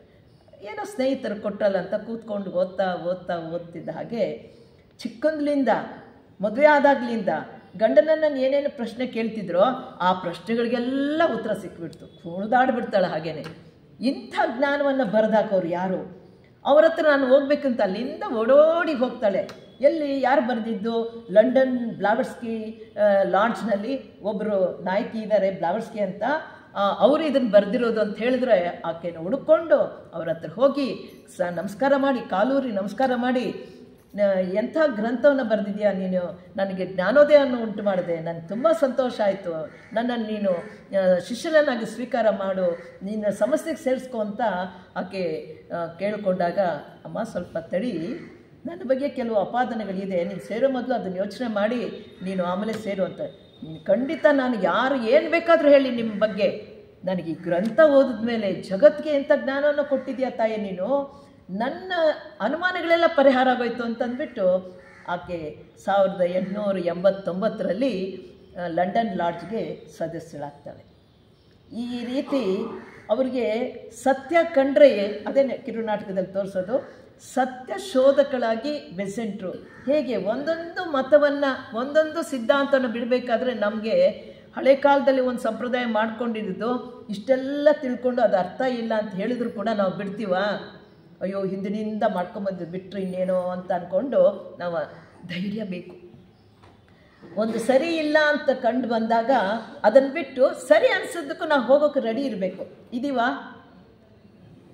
ಅವ್ರು ಕೊಟ್ಟಿರೋ ಕೊಡುಗೆ ನಿಜವಾದ ದಾರಿ ತೋರಿಸಿದ್ದೇನು, ನಮಗಿದು ಏನೋ ಉಪಯೋಗ ಬರಲ್ಲ, ಈ ದಾರಿಲಿ ಹೋಗೋದ್ರಿಂದ ನಮ್ಮನ್ನು ಇನ್ನೂ ಕೆಳಗೆ ಬೀಳಿಸುತ್ತೆ, ಸನ್ಮಾರ್ಗದಲ್ಲಿ ಹೋಗೋದಕ್ಕೆ ದಾರಿ ಕೊಟ್ಟಂಥ ಈ ಜ್ಞಾನದ ಕಡೆ ಹೋಗಬೇಕು ಅಂತ ನಿರ್ಧಾರ ಮಾಡೋರು ನಾವೇ. ಹಾಗೆ ನಿರ್ಧಾರವನ್ನು ತೆಗೆದುಕೊಂಡಿದ್ದು ಈಕೆ ಒಬ್ಬಳು. ಆಗ ಥಿಯಾಸ್ಫಿಕಲ್ ಸೊಸೈಟಿಗೆ ಸೇರಿದ ತಕ್ಷಣ ಈಕೆ ತುಂಬ ಹೆಸರುವಾಸಿ ಆಗಿಬಿಟ್ಟಿರ್ತಾರೆ. ಯಾಕೆಂದರೆ ಸಮಾಜವಾದಿ ಅಂದರೆ ಲೇಬರ್ ಸೆಕ್ಷನ್ಗೆ, ಕಷ್ಟದಲ್ಲಿ ಇರೋರಿಗೆ, ಎಜುಕೇಷನಿಸ್ಟ್ಗೆ, ಇವರೆಲ್ಲರೂ ಕೂಡ ಇವ್ರ ಮೇಲೆ ತುಂಬ ಅಭಿಮಾನ, ಗೌರವ ಪಡೆದಿದ್ದಂಥ ಜನ ಎಲ್ಲನೂ ನೀನೇನಾದರೂ ಅಲ್ಲಿ ಸೇರಿಕೊಂಡ್ರೆ ನಾವೆಲ್ಲ ದೂರ ಆಗ್ತೀವಿ ಅಂತ ಅವರೆಲ್ಲ ಬಂದು ಹೇಳ್ತಾರೆ. ಏನಾದರೂ ಆಗಲಿ ನನ್ನನ್ನು ನೀವು ದೂರ ತಳ್ಳಿದ್ರೂ ಪರವಾಗಿಲ್ಲ, ಈ ಡಿಶನ್ನು ನನ್ನನ್ನು ಪ್ರಾಣ ಬಿಡೋಕ್ಕೆ ಸಾಯ್ತೀನಿ ಅಂದರೂ ಕೂಡ ನಾನು ಸಾಯೋದಕ್ಕೆ ಸಿದ್ಧ. ಆದರೆ ನಾನು ಈ ದಾರಿಯಲ್ಲಿ ಹೋಗೋಕ್ಕೆ ಸಿದ್ಧಲಾಗ್ಬಿಟ್ಟಿದ್ದೀನಿ. ಒಂದು ವೇಳೆ ನಾನು ಸತ್ತರೆ, ಈ ದಾರಿಯಲ್ಲಿ ಹೋಗಿ ನಾನು ಎಡವಿದ್ರೆ, ಇವಳು ಸತ್ಯಕ್ಕಾಗಿ ಹೋರಾಡಿದಳು ಅಂತ ನನ್ನ ಗೋರಿ ಮೇಲೆ ಬರೀರಿ ಅಂತ ಹೇಳ್ತಾರೆ. ನೋಡಿ, ಇದು ಕೆಚ್ಚೆದೆ. ಯಾರು ಇವರು? ಹಿಂದಿನ ಕಾಲದಲ್ಲಿ, ಹಿಂದಿನ ಜನ್ಮದಲ್ಲಿ ಗಿಯಾರ್ಡಿನೋ ಬ್ರೂನೋ ಅಂತಕ್ಕಂಥ ಒಬ್ಬ ಇಟಾಲಿಯನ್ ಅವರು ಜನ್ಮ ತೆಗೆದುಕೊಂಡು ಸತ್ಯಕ್ಕಾಗಿ ಸುಡ್ತೀವಿ, ನೀನು ಈ ಸತ್ಯನ ಬಿಟ್ಟು ನಾವು ಹೇಳು ಅಂದರೆ ಜಗ್ಗದೆ ಪ್ರಾಣವನ್ನು ತ್ಯಾಗದಂಥ ಮಹಾನ್ ವ್ಯಕ್ತಿ. ಅದೇ ಸ್ವಭಾವ, ಅದೇ ಸಂಸ್ಕಾರ ಬೆಸೆಂಟ್ರಲ್ಲೂ ಕಂಡಿರೋದ್ರಿಂದ ಏನು ಬೇಕಾದ್ರಾಗಲಿ ಇದು ಸರಿ ಇಲ್ಲ. ಮೊದಲು ನಂಬಿದ್ದೆ ಕ್ರಿಶ್ಚಿಯನ್ ಮತನ, ಅದು ನನಗೆ ಸತ್ಯ ಕಾಣಿಸ್ಲಿಲ್ಲ, ಅದನ್ನು ಬಿಟ್ಟರು. ಆಮೇಲೆ ಸ್ವತಂತ್ರವಾದ ಹೋದ್ಲು, ಅದು ಸರಿ ಕಾಣಲಿಲ್ಲ, ಅದನ್ನು ಬಿಟ್ಲು. ಸೋಷಲಿಸಮ್, ಸಮಾಜವಾದಕ್ಕೆ ಹೋದರು, ಅದು ಸರಿ ಕಾಣಲಿಲ್ಲ. ಕೊನೆಗೆ ಸಿಕ್ಕಿದ್ದಲ್ಲಿ ಅವ್ರಿಗೆ ಥಿಯಾಸ್ಫಿಕಲ್ ಸೊಸೈಟಿಯಲ್ಲಿ ಸತ್ಯ ಸಿಕ್ಕಿದಾಗ ಕುಣಿದಾಡ್ಬಿಡ್ತಾಳೆ, ಆ ಸಂಸ್ಥೆಗೆ ಹೋಗಿ ಸೇರ್ಕೊಂಡ್ಬಿಡ್ತಾಳೆ. ಇದು ಸತ್ಯ ಶೋಧಕಳಾಗಿ ಬೆಸೆಂಟ್ರಲ್ಲಿ ನಾವು ಕಾಣ್ತಕ್ಕಂಥ ಸಂದೇಶ. ಅವರು ನಮಗೆ ಕೊಡ್ತಾ ಇರೋ ಕೊಡುಗೆ ಏನಂದ್ರೆ ಸತ್ಯಕ್ಕೆ ಹೋರಾಡಬೇಕು, ಎಲ್ಲಿ ಸತ್ಯ ಇದ್ದರೆ ಅಲ್ಲಿ ನಾವು ಮುಂದುವರಿಬೇಕು ಅಂತಕ್ಕಂಥದ್ದು ಹೇಳ್ತಾರೆ. ಹೀಗೆ ಅದೊಂದು ಕಿರುನಾಟಕದಲ್ಲಿ ಅವ್ರು ತೋರಿಸ್ತಾರೆ. ಆಗ ಅದನ್ನು ನೋಡಿ ನಾವು ಆನಂದ ಪಡೋಣ. ಆಮೇಲೆ ಅವ್ರು ಏನು ಹೇಳ್ತಿದ್ರು, ಈ ಪ್ರಪಂಚನೇ ನನ್ನ ಮನೆ. ನಾವೇನು ಹೇಳ್ತೀವಿ, ಬೆಂಗಳೂರೇ ನನ್ನ ಊರು, ಭಾರತನೇ ನನ್ನ ದೇಶ ಅಂತೀವಿ. ಅವರೇನು ಹೇಳಿದ್ರು, ಪ್ರಪಂಚವೇ ನನ್ನ ಮನೆ, ನನ್ನ ಮತ ಯಾವುದು? ಸತ್ಯವೇ ನನ್ನ ಮತ. ನೋಡಿ, ಸತ್ಯಕ್ಕಿಂತ ಮಿಗಿಲಾದ ಧರ್ಮವಿಲ್ಲ. ನೋಡಿ, ಈ ಒಂದು ಖಚಿತತೆ, ನಿರ್ಧಾರ, ಸ್ಪಷ್ಟತೆ ಡಾಕ್ಟರ್ ಆನಿ ಬೆಸೆಂಟ್ ಜೀವನದಲ್ಲಿ ಥಿಯಾಸ್ಫಿಕಲ್ ಸೊಸೈಟಿಗೆ ಪ್ರವೇಶ ಮಾಡಿದ್ಮೇಲೆ ಕಂಡು ಬಹಳ ನಿಷ್ಠೆಯಿಂದ ಅವರು ಈ ಥಿಯಾಸ್ಫಿಕಲ್ ಸೊಸೈಟಿಗಾಗಿ ಅವರು ತಮ್ಮ ಪ್ರಾಣವನ್ನು, ತಮ್ಮ ಜೀವನವನ್ನು, ಗಂಧದ ಚಕ್ಕೆ ಪರಿಮಳ ಕೊಡೋದು ಯಾವಾಗ? ತೇದಬೇಕು, ಇಲ್ಲ ಬೆಂಕಿಗಾಗಿ ಸುಡಬೇಕು. ಇವರ ಸುಗಂಧ, ಇವರ ಪರಿಮಳ, ಇವರ ಸತ್ವ ನಮಗೆ ಯಾವಾಗ ಬರುತ್ತೆ? ಅವರು ಪೂರ್ಣವಾಗಿ ತನ್ನನ್ನು ಮರೆತು ಥಿಯಾಸ್ಫಿಕಲ್ ಸೊಸೈಟಿ ಅಲ್ಲದೆ ಇಡೀ ವಿಶ್ವಕ್ಕೆ ತಮ್ಮನ್ನು ಅರ್ಪಣೆ ಮಾಡಿಕೊಂಡಿದ್ದರಿಂದ ಅದರ ಪರಿಮಳವನ್ನು ನಾವು ಆಸ್ವಾದಿಸಿ, ಮಹಾತಾಯೆ ನೀನು ಮಹಾನ್ ವ್ಯಕ್ತಿ, ಆದರ್ಶ ವ್ಯಕ್ತಿ, ವೀರ ಮಹಿಳೆ ಏನೆಲ್ಲ ಹೇಳ್ತೀವಿ, ಆರಂತೆ ನಾವು ಆದರ್ಶವಾಗಿ ಜೀವನವನ್ನು ನಡೆಸಬೇಕು ಅಂತ ಅವರು ಎಕ್ಸ್ಪೆಕ್ಟ್ ಮಾಡ್ತಾರೆ. ಇನ್ನೂ ಏನು ಕೊಡುಗೆ ಕೊಟ್ಟರು ನೋಡಿ, ಒಂದೊಂದೇ ಟೈಮ್ ಇಲ್ಲ, ಆದರೂ ಕೂಡ ವಿಚಾರ ತಿಳ್ಕೊಳ್ಳೋಣ. ಮತದ ಸುಧಾರಣೆಗಳು. ಮತ ಅಂದ್ರೇನು? ಎಲ್ಲರನ್ನೂ ಸೇರಿಸ್ತಕ್ಕಂಥ. ಇಲ್ಲಿ ಜಗತ್ತಿನಲ್ಲಿ ಮತದ ಹೆಸರಿನಲ್ಲಿ ನಡೆದಷ್ಟು ರಕ್ತಪಾತ ಬೇರೆ ಯಾವುದರಲ್ಲೂ ನಡೆದಿಲ್ಲ ಅಂತ ಹೇಳ್ತಾರೆ. ಮತ ಅಂದರೆ ಸೇರುವುದು ಅಂತ. ಎಲ್ಲ ಧರ್ಮಗಳಲ್ಲೂ ಕೂಡ ಒಂದು ಸತ್ಯ ಇದ್ದೇ ಇರುತ್ತೆ. ಆಚರಣೆ ಮಾಡುವಾಗ ಇನ್ನು ನಮ್ಮ ತ್ಯಾಸ್ವಿ ಬ್ಯಾಕ್ಗ್ರೌಂಡಲ್ಲಿ ಹೇಳೋದಾದರೆ ಮತಸ್ಥಾಪಕರು ಯಾರು? ಒಬ್ಬರೇ. ಯಾರವರು? ಬೋಧಿಸತ್ವರು.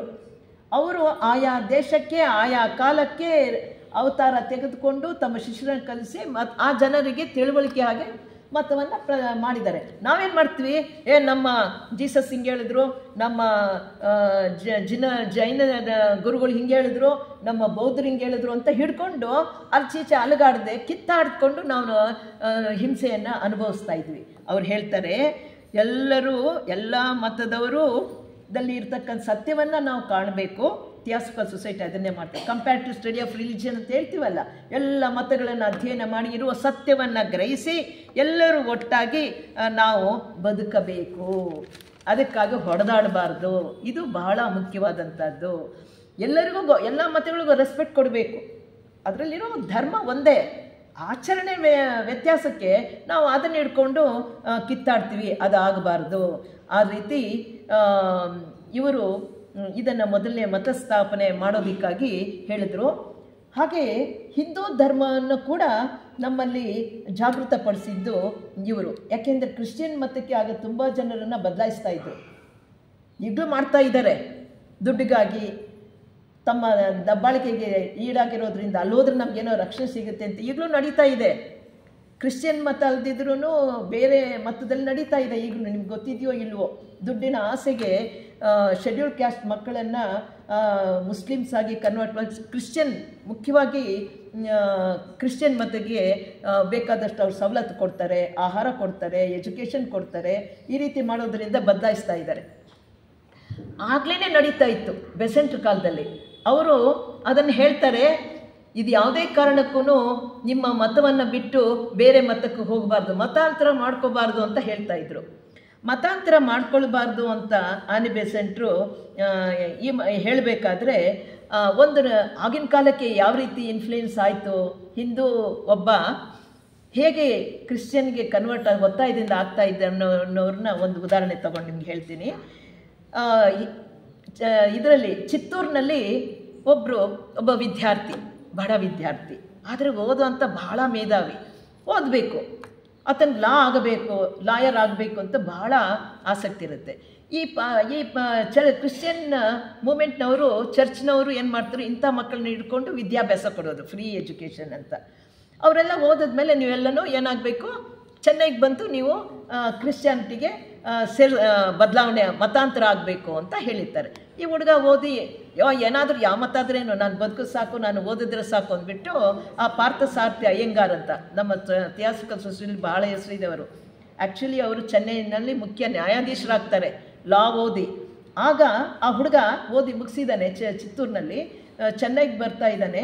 ಏನಂತ, ಶನಿವಾರ ಬಂದಿದ್ದಾನೆ, ಭಾನುವಾರ ಚರ್ಚ್ನಲ್ಲಿ ಇವತ್ತು ಮತಾಂತರ ಆಗತ್ತೆ, ಅಲ್ಲಿಂದ ಟ್ರೈನಿಂದ ಇಳಿದು ಎಲ್ಲ ಹುಡುಗರೆಲ್ಲ ಇಂಥವರೇ ಇದ್ದವರು ಚರ್ಚ್ ಕಡೆ ನೋಡೋಣ ಎಲ್ಲಿದೆ ಅಂತ ನೋಡೋಕೆ ಹೋದರೆ ಅಲ್ಲಿ ಒಂದು ನೋಟಿಸ್ ಹಾಕಿರ್ತಾರೆ. ಡಾಕ್ಟರ್ ಆನಿ ಬೆಸೆಂಟ್ರು ಹಿಂದೂ ಧರ್ಮದ ಬಗ್ಗೆ ಉಪನ್ಯಾಸ ಮಾಡಲಿದ್ದಾರೆ ಸಂಜೆ ಅವತ್ತು. ಏನು ಮಾಡ್ತಾ ಇರ್ತಾರೆ, ಯಾರೋ ಹೆಣ್ಮಗಳೊಬ್ಳು, ಅದು ಕ್ರಿಶ್ಚಿಯನ್ ಹೆಣ್ಮಗಳೊಬ್ಳು ನಮ್ಮ ಹಿಂದೂ ಮತ್ತೆ ಏನು ಮಾತಾಡ್ತಾರೆ ನೋಡ, ಬನ್ರೋ ಹೋಗೋಣ ಅದೇನಿದು ಅಂತ ಕರ್ಕೊಂಡು ಹೋಗಿ ನೋಡ್ತಾರೆ. ಅವರು ಅದು ಗೋಖಲೆ ಇನ್ಸ್ಟಿಟ್ಯೂಟ್ ಅಂತಿದೆ ಚೆನ್ನೈನಲ್ಲಿ, ಅಲ್ಲಿ ಭಾಷಣ ಏರ್ಪಡಿಸಿರ್ತಾರೆ. ಅಲ್ಲಿ ಅವರು ಮಾತಾಡ್ತಾ ಇರೋದು ಹಿಂದೂ ಧರ್ಮ ಅಂದರೆ ಏನು, ಹಿಂದೂ ಮತದ ಬಗ್ಗೆ, ಹಾಗೆ ಭಾರತ ದೇಶದ ಬಗ್ಗೆ ಮಾತನಾಡುತ್ತಿರುವುದನ್ನು ಕೇಳಿ ಅಲ್ಲಿ ನೆರೆದಿದ್ದ ಹಿರಿಯರೆಲ್ಲರೂ ಕೂಡ ಆಕೆ ಹೇಳ್ತಾ ಇರೋ ಒಂದು ಸ್ಫೂರ್ತಿಯುತವಾದಂಥ ಭಾಷಣ ಕೇಳಿ ಅಲ್ಲಿ ಕೂಳ್ತಿರ್ತಕ್ಕಂಥ ಸಭಿಕರಲ್ಲಿ ದೊಡ್ಡ ದೊಡ್ಡವರೆಲ್ಲ ನಾವೇನು ಮಾಡೋಗೋಗ್ಬಿಟ್ಟಿದ್ವಿ, ನಮ್ಮ ದೇಶದ ಬಗ್ಗೆ ನಮಗೆ ಗೊತ್ತಿಲ್ಲ ಅಂತ ಕಣ್ಣೀರು ಸುರಿಸ್ತಾ ಇರ್ತಾರೆ. ಈ ಮಗುಗೂ ಎಫೆಕ್ಟ್ ಆಗುತ್ತೆ. ಹಾಗಾದರೆ ಈ ಅಮ್ಮ ಬ್ರಿಟಿಷ್ ನಮ್ಮನ್ನು ಆಳ್ತಾ ಇರೋ ದೇಶದವಳು ನಮ್ಮ ಬಗ್ಗೆ ಇಷ್ಟೆಲ್ಲ ಹೇಳ್ತಾ ಇದ್ದಾಳಲ್ಲ, ಅವ್ರು ಹೇಳ್ತಾ ಇರೋದು ಕೇಳ್ತಾ ಇದ್ದರೆ ನಮ್ಮ ದೇಶವನ್ನು ನಾವು ಉಳಿಸ್ಕೋಬೇಕು, ನಮ್ಮ ರಾಷ್ಟ್ರ ಪ್ರೇಮ ನಮಗೆ ಉಕ್ಕಿ ಹರಿಯೋಂಗೆ ಮಾತಾಡ್ತಾ ಇದ್ದಾರಲ್ಲ. ಸರಿ, ಹಾಗಾದರೆ ನಾನು ನೀವು ಎಂದಿಗೂ ಕೂಡ ಮತಾಂತರ ಮಾಡ್ಕೋಬೇಡಿ, ಇದನ್ನೆಲ್ಲ ಕೇಳಿಬಿಟ್ಟು ಸರಿ ನಾನು ನಾಳೆ ಅಲ್ಲಿಗೆ ಹೋಗಲ್ಲ, ನೋಡೋಣ ಇವರೇನೋ ಹೇಳೋದು ಸತ್ವ ಇದೆ ಅಂದ್ಬಿಟ್ಟು ಆ ಪಾರ್ಥಸಾರಥಿ ಅಯ್ಯಂಗಾರ್ ಲಾಯರ್ ಆಗಿ ಓದಿ ಬಂದಿದ್ದ ಹುಡುಗ ಏನು ಮಾಡ್ತಾರೆ, ನೆಟ್ಟಿಗೆ ಥಿಯಾಸ್ಟಿಕಲ್ ಸೊಸೈಟಿಗೆ ಹೋಗ್ಬಿಟ್ಟು ಮೆಂಬರ್ ಆಗೋಗ್ಬಿಡ್ತಾರೆ. ಅದೇ ವ್ಯಕ್ತಿ ದೊಡ್ಡ ನ್ಯಾಯಾಧೀಶರಾಗ್ತಾರೆ. ತಮ್ಮ ಅಷ್ಟು ದೊಡ್ಡ ನ್ಯಾಯಾಧೀಶರಾದಾಗ ವಾರದ 6 ದಿನ ಕೋರ್ಟ್ ವ್ಯವಹಾರ, ಭಾನುವಾರ ಯಾರೋ ತುಂಬ ದೊಡ್ಡ ಲಾಯರ್ ಆಗಿಬಿಟ್ಟಿರ್ತಾರೆ, ಬಂದು ನೋಡ್ರಪ್ಪ ಈ ಭಾನುವಾರ ನಮ್ಮ ಕೇಸ್ ತೊಗೊಂಡು ಏನಾದರೂ ಮಾಡು, ನೀನು ಕೋಟಿ ಕೊಟ್ಟರು ನಾನು ಈ ಭಾನುವಾರ ಏನು ಕೆಲಸ ಏನು ಮಾಡ್ತೀನಿ ಗೊತ್ತಾ, ನನ್ನ ಭಾನುವಾರ ನಾನು ಥಿಯಾಸ್ಟಿಕಲ್ ಸೊಸೈಟಿಗೆ ಹೋಗಬೇಕು, ಥಿಯಾಸ್ಟಿಕಲ್ ಕೆಲಸ ಮಾಡಲೇಬೇಕು, ನಿಗದಿತ ಮಾಡ್ಕೊಂಬಿಟ್ಟಿದ್ದಾರೆ ಥಿಯಾಸ್ಟಿಕಲ್ ಸೊಸೈಟಿ ಕೆಲಸ. ಯಾಕೆ ಮಾಡ್ತೀರಾ ಅಂತಂದರೆ, ನೋಡಿ ನಾನು ಮತಾಂತರ ಆಗೋದನ್ನು ತಪ್ಪಿಸಿ ನನ್ನ ದೇಶದ ಬಗ್ಗೆ ವ್ಯಾಮೋಹ ನಿಜವಾದ ಸತ್ಯವನ್ನು ಕೊಟ್ಟಂಥ ತಾಯಿ ಆನಿ ಬೆಸೆಂಟ್ರು. ಅದಕ್ಕಾಗಿ ನಾನು ನಂತರ ಅವ್ರ ಪುಸ್ತಕ ತಗೊಂಡು ಓದಿ ಅವರು ಕೊನೆ ಉಸಿರಿರೋವರೆಗೂ ಪ್ರತಿ ಭಾನುವಾರ ಥಿಯಾಸ್ಟಿಕಲ್ ಸೊಸೈಟಿಗೆ ಹೋಗೋರು. ಆಮೇಲೆ ರಿಟೈರ್ಡ್ ಆದಮೇಲೆ ಥಿಯಾಸ್ಟಿಕಲ್ ಸೊಸೈಟಿ ನೀವು ನೋಡಿರ್ಬೋದು ಅನೇಕ ಕಡೆ, ಚಿತ್ತೂರು ಪಾರ್ಥಸಾರಥಿ ಅಯ್ಯಂಗಾರ್ ನಮ್ಮ ಕರ್ನಾಟಕಕ್ಕೂ ಬಂದು ಭಾಷಣಗಳನ್ನು ಮಾಡಿ ಥಿಯಾಸಿ ಪ್ರಚಾರವನ್ನು ಮಾಡಿದಂಥ ವ್ಯಕ್ತಿ ಹೇಗೆ ಅವರ ಒಂದು ಭಾಷಣ ನಮ್ಮ ಹಿಂದೂ ಮತವನ್ನು ಎಚ್ಚರಿಸಿದರು ನಮ್ಮ ಯುವಕರಲ್ಲಿ. ನಂತರ ಅವ್ರು ಯಾವ ರೀತಿ ಥಿಯಾಸ್ಟಿಕಲ್ ಸೊಸೈಟಿಗೆ ಅರ್ಪಣೆ ಮಾಡಿಕೊಂಡಿರೋದು ಈ ಉದಾಹರಣೆಗಳಿಂದ ನಾವು ನೋಡ್ಬೋದು. ಇನ್ನೊಬ್ಬರು ವರ್ಮಾ ಅನ್ನೋರು ಕೂಡ ಅದೇ ರೀತಿ ಹೇಳ್ತಾರೆ. ಹಾಗೆ ಭಗವಾನ್ ದಾಸರು ಅಂತ ಹೇಳ್ತಾರೆ, ಅವರ ಮಗ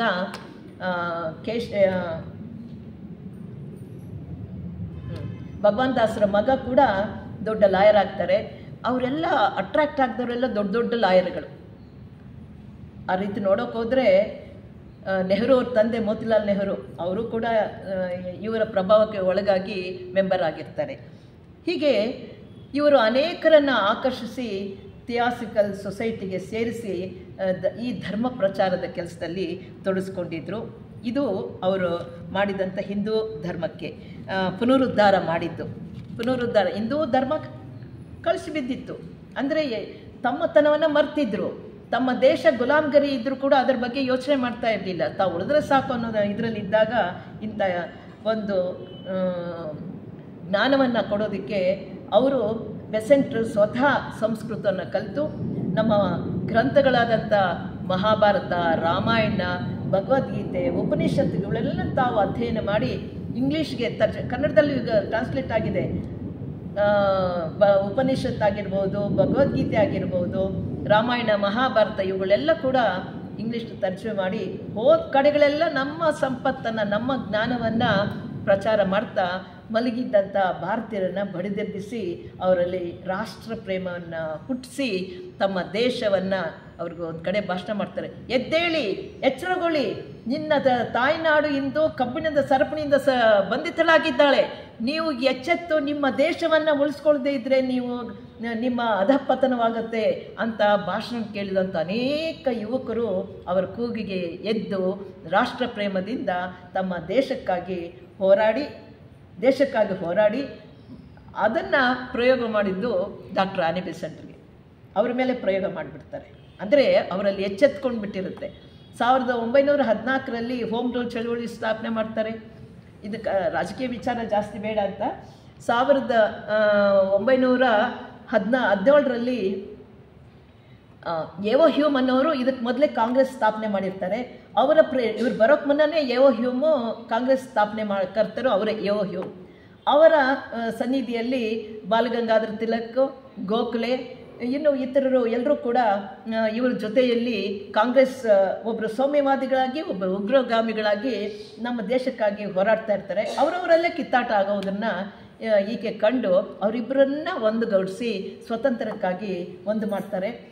ಆದರೂ ಕೂಡ ಭಾರತವನ್ನು ರಾಷ್ಟ್ರ ಪ್ರೇಮವನ್ನು ತುಂಬಿದ್ದು ಈಕೆನೇ. ನಂತರ ಯಾವಾಗ ಈಕೆ ಎಲ್ಲರಲ್ಲೂ ಈ ರಾಷ್ಟ್ರ ಪ್ರೇಮ, ದೇಶ ಪ್ರೇಮ, ನನ್ನ ದೇಶವನ್ನು ಪರಕೀಯರಿಂದ ಬಿಡಿಸ್ಕೊಳ್ಬೇಕು ಅಂತ ಎಚ್ಚೆತ್ತುಕೊಂಡ ಮೇಲೆ 1917ರಲ್ಲಿ ಬಾಂಬೆನಲ್ಲಿ ಒಂದು ಅಧಿವೇಶನ ನಡೆಯುತ್ತೆ. ಇವರೇ ಭಾಷಣ ಮಾಡೋಕ್ಕೆ ಹೋಗ್ತಾರೆ. ಅಷ್ಟೊತ್ತಿಗೆ ನಮ್ಮ ಭಾರತೀಯರಲ್ಲಿ ಎಚ್ಚೆತ್ಕೊಂಡಿರ್ತಾರೆ. ಆ ಭಾಷಣ ಮಾಡೋಕ್ಕೆ ಹೋದಾಗ ಅವ್ರನ್ನ ಬಿಡಲ್ಲ. ನೀನು ಪರಕೀಯಳು, ನೀನು ಮೋಸಗಾತಿ, ನೀನು ಭಾಷಣ ಮಾಡಿಕೊಡ್ದು ಅಂತ ಅವರನ್ನು ವೇದಿಕೆಯಿಂದ ಓಡಿಸಿದಾಗ ಆಕೆ ಭಾಷಣ ಮಾಡೋಕ್ಕೆ ಬಿಡದೆ ಹೊರಗೆ ಬಂದುಬಿಡ್ತಾಳೆ. ಉಳಿದ ನಾಯಕರೆಲ್ಲ ಏನಾಗೋಯ್ತು ಅಂತ ಅಂದ್ಬಿಟ್ಟು ಬೇಜಾರು ಮಾಡ್ಕೊಳ್ತಾರೆ. ಆದರೆ ಯುವಕರು ಎಚ್ಚೆತ್ತುಬಿಟ್ರು. ಈಕೆ ಬಂದು ಕಾರ್ನಲ್ಲಿ ಕೂತ್ಕೊಂಡಾಗ ಆ ಕಾರ್ ಡ್ರೈವರು ನಮ್ಮ ಭಾರತೀಯನೇ. ಆತ ಕಣ್ಣೀರು ಹಾಕ್ಕೊಂಡು ಅಳ್ತಾ ಇರ್ತಾನೆ. ಅಮ್ಮ, ನಿನಗೆ ಎಂಥ ಅನ್ಯಾಯ ಆಗೋಯ್ತು, ನಮಗಾಗಿ ನೀನು ಭಾರತೀಯಳಾಗಿ ನಮ್ಮ ದೇಶಕ್ಕೆ ಉದ್ಧಾರ ಮಾಡೋಕ್ಕೆ ಬಂದರೆ ಕೊನೆಗೆ ನಮ್ಮವರಿಂದಲೇ ಈ ಅವಮಾನ ಆಯ್ತಲ್ಲ ಅಂದರೆ ಆಕೆ ಹೇಳಿದ ಮಾತು ಹಾರ್ಟ್ ಟಚಿಂಗ್. ಏನಂದರೆ, ನಾನು ಯಾವ ಉದ್ದೇಶಕ್ಕಾಗಿ ಈ ರಾಜಕೀಯಕ್ಕೆ ಪ್ರವೇಶ ಮಾಡಿದ್ನೋ, ನಾನು ಬಂದಿದ್ದು ಮೊದಲು ಆಧ್ಯಾತ್ಮಿಕವನ್ನು ಜಾಗೃತಪಡಿಸೋಣ ಅಂತ. ಆದರೆ ಇಲ್ಲಿ ರಾಜಕೀಯ ಅಧಃಪತನವಾಗಿದೆ. ಮೊದಲು ಇವರನ್ನು ಎಚ್ಚರಗೊಳಿಸಬೇಕು. ದೇಶಭಕ್ತಿ, ತಮ್ಮ ಸಂಸ್ಕೃತಿ, ತನ್ನ ತಾಯ್ನಾಡು ಎಂಥದ್ದು ಅನ್ನೋದನ್ನು ಎಚ್ಚರಗೊಳಿಸಿದ್ದೀನಿ. ಅವ್ರು ಎಚ್ಚೆತ್ಕೊಂಡಿದ್ದಾರೆ. ಎಚ್ಚೆತ್ಕೊಂಡ್ಮೇಲೆ ಅವ್ರೇನು ಮಾಡಿದ್ರು, ಆ ಪ್ರಯೋಗವನ್ನು ಈ ಬಿಳಿ ತೊಗಲು ನಾನು ಪರ್ಕೇಳಲ್ವಾ ಅದನ್ನು ನೋಡಿ ನನ್ನ ಮೇಲೆ ಪ್ರಯೋಗ ಮಾಡಿದ್ದಾರೆ. ಸಾಕು, ನನಗೆ ನನ್ನ ಉದ್ದೇಶ ನೆರವೇರಿತು, ನನಗೆ ಸಂತೋಷವಾಗಿದೆ ಅಂತ ಹೇಳಿ ಆಕೆ ಈ ರಾಜಕೀಯದಿಂದ ನಿವೃತ್ತಿಯನ್ನು ಹೊಂದ್ಕೊಳ್ತಾರೆ. ಆ ಕತೆ ಮುಂದಕ್ಕೆ ಬರೆಯುತ್ತೆ, ಅದು ಬೇರೆ ವಿಚಾರ. ಹೀಗೆ ಅನೇಕ ರಾಜಕೀಯ ಕ್ಷೇತ್ರದಲ್ಲಿ, ಸಾಮಾಜಿಕ ಕ್ಷೇತ್ರದಲ್ಲಿ ನಾನು ಮಾಡ್ತೀನಿ ಅನ್ನೋದಲ್ಲ, ನಾನು ಒಬ್ಬ ಗುರುಗಳ ಸೇವಕಿ, ಗುರುಗಳ ಒಂದು ಉದ್ದೇಶ ನೆರವೇರಿಸುವುದಕ್ಕಾಗಿ ಆ ಮಾತನ್ನು ಬ್ಲಾವರ್ಸ್ ಕೇಳಿರ್ತಾರೆ. ನಿನಗೆ ಆಕೆನೇ ಯಾವಾಗ ಸದಸ್ಯರಾಗ್ತಾಳೋ 1889ರಲ್ಲಿ 3 ವರ್ಷ ಕಾಲ ಆಕೆಗೆ ಬ್ಲಾವರ್ಸ್ಕಿಯವರು ಟಿಬೆಟ್ಗೆ ಕರ್ಕೊಂಡೋಗಿ ಟ್ರೈನಿಂಗ್ ಕೊಡ್ತಾರೆ. ನೋಡು, ಭಾರತ ಅನ್ನೋದು ಆಧ್ಯಾತ್ಮಿಕ ಕ್ಷೇತ್ರ. ಇದು ಇಂದು ತಲೆ ಕೆಳಗೆ ಬಿದ್ದೋಗಿದೆ. ಕಿರೀಟ ಕೆಳಗೆ ಬಿದ್ದೋದ್ಮೇಲೆ, ಶಿಖರ ಕೆಳಗೆ ಬಿದ್ದೋದ್ಮೇಲೆ ಅದಕ್ಕೆ ಬೆಲೆ ಇಲ್ಲ. ಆಧ್ಯಾತ್ಮಿಕತೆ ಇಡೀ ಜಗತ್ತಿಗೆ ಸಾರ್ತಕ್ಕಂಥ ಜ್ಞಾನ ಪ್ರಸಾರ ಮಾಡ್ತಕ್ಕಂಥ ಭಾರತ ಗುಲಾಮಗಿರಿಯಲ್ಲಿ ಇದ್ದರೆ ದೇಶಕ್ಕೆ ಒಳ್ಳೆಯದ, ಪ್ರಪಂಚಕ್ಕೆ ದೇಶಕ್ಕಲ್ಲ ಪ್ರಪಂಚಕ್ಕೆ ಒಳ್ಳೆಯದಲ್ಲ. ಆದ್ದರಿಂದ ನೀನೇನಾದರೂ ಮಾಡಿ ಈ ಭಾರತಕ್ಕೆ ಸ್ವತಂತ್ರನ ಗಳಿಸ್ಕೊಳ್ಳೋದಕ್ಕೆ ಹೋರಾಡಬೇಕು ಅಂತ ಮಾತು ಕೊಟ್ಟಿರ್ತಾರೆ. ಅದರಂತೆ ಆಕೆ ರಾಜಕೀಯದಲ್ಲಿ ಪ್ರವೇಶಿಸಿ ನಮ್ಮ ಭಾರತೀಯರಿಗೆ ಪ್ರೋತ್ಸಾಹ ನೀಡಿ ಅವರಲ್ಲಿ ಹುರಿದುಂಬಿಸಿ ತನ್ನ ದೇಶವನ್ನು ತಾನು ಉಳಿಸ್ಕೊಳ್ಬೇಕು ಅಂತಕ್ಕಂಥ ಒಂದು ಅಭಿಪ್ರಾಯವನ್ನು, ಉತ್ಸಾಹವನ್ನು ಅವರು ತುಂಬಿ ಕೊನೆಗೆ ಇವ್ರ ಮೇಲೆ ಪ್ರಯೋಗವಾದಾಗ ಹಿಂದೆ ಸರಿತಾರೆ. ಅದು ಬೇರೆ ವಿಚಾರ. ಇಷ್ಟಲ್ಲದೆ ಇನ್ನೇನು ಮಾಡಿದ್ರು, ವಿದ್ಯಾಭ್ಯಾಸ. ಇನ್ನು 10 ನಿಮಿಷ. ವಿದ್ಯಾಭ್ಯಾಸ ಏನು ಮಾಡಿದ್ರು ಅವರು, ಇಲ್ಲಿ ಬಂದಾಗ ಹೆಣ್ಣು ಮಕ್ಕಳು ನಾವೆಲ್ಲ ತುಂಬ ನೆನೆಸ್ಕೊಳ್ಬೇಕು. ನಾನು ಆಗಲೇ ಹೇಳಿದಾಗೆ ಹೆಣ್ಣು ಮಕ್ಕಳಿಗೆ ವಿದ್ಯಾಭ್ಯಾಸವನ್ನು ಕೊಡ್ತಕ್ಕಂಥ ಪದ್ಧತಿ ಆಗಿನ ಕಾಲದಲ್ಲಿ ಇತ್ತೀಚೆಗೆ ಒಂದು 50 ವರ್ಷಗಳ ಹಿಂದೆನೂ ಇರಲಿಲ್ಲ. ಯಾಕೆ ಹೆಣ್ಮಕ್ಳಿಗೆ ಓದೋ, ಇನ್ನು ಪ್ರಾಪ್ತ ವಯಸ್ಕಳಾದಮೇಲೆ ಮದುವೆ ಮಾಡಿ ಗಂಡನ ಮನೆಗೆ ಹೋಗೋದಕ್ಕೆ ನಾವು ಯಾಕೆ ಜವಾಬ್ದಾರಿ ಹೊತ್ಕೊಳ್ಳೋಣ, ಆಮೇಲೆ ನಮ್ಮ ಕೈಗೆ ಸಿಗಲ್ಲ ಅಂದ್ಬಿಟ್ಟು ಇತ್ತು. ಈಗ ಬದಲಾವಣೆ ಆಗಿದೆ. ಆ ಕಾಲದಲ್ಲೇ ಎಷ್ಟು ಸಾಹಸ ಮಾಡಿರಬೇಕು, ಎಷ್ಟು ಆಕೆ ಕಷ್ಟಪಟ್ಟಿರಬೇಕು, ಅದನ್ನು ನೆನೆಸ್ಕೊಂಡ್ರೆ ಇಂದು ನಮ್ಮ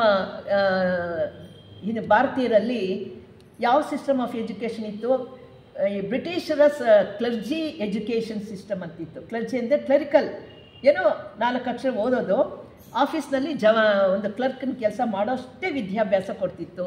ಇದರಿಂದ ಇವರು ಗುಲಾಮಗಿರಿಯಿಂದ ಹೊರಗೆ ಬರಲ್ಲ, ಇವರಿಗೆ ರಾಷ್ಟ್ರೀಯ ಮಟ್ಟದ ವಿದ್ಯಾಭ್ಯಾಸ ಬೇಕು, ನ್ಯಾಷನಲ್ ಎಜುಕೇಷನ್ ಪಾಲಿಸಿ ಅಂತ ಅಂದ್ಬಿಟ್ಟು ಅವರು ಪ್ರಾರಂಭದಲ್ಲಿ ಕಾಶಿನಲ್ಲೇ ಶುರು ಮಾಡ್ತಾರೆ. ನ್ಯಾಷನಲ್ ಸ್ಕೂಲ್ಸ್ ಅಂತ, ರಾಷ್ಟ್ರೀಯ ಮಟ್ಟದ ವಿದ್ಯಾಭ್ಯಾಸ. ಆಗ ಇದ್ದದ್ದು ಪರಕೀಯರು ನಮಗೆ ಕ್ಲರ್ಜಿ ಎಜುಕೇಷನ್ ಅಂತ, ಕ್ಲರ್ಕ್ಗೆ ಎಷ್ಟು ಬೇಕೋ ಅಷ್ಟೇ, ಇನ್ನೆಚ್ಚು ವಿದ್ಯೆಯನ್ನು ಕೊಡ್ತಾ ಇರಲಿಲ್ಲ ಅಂತ.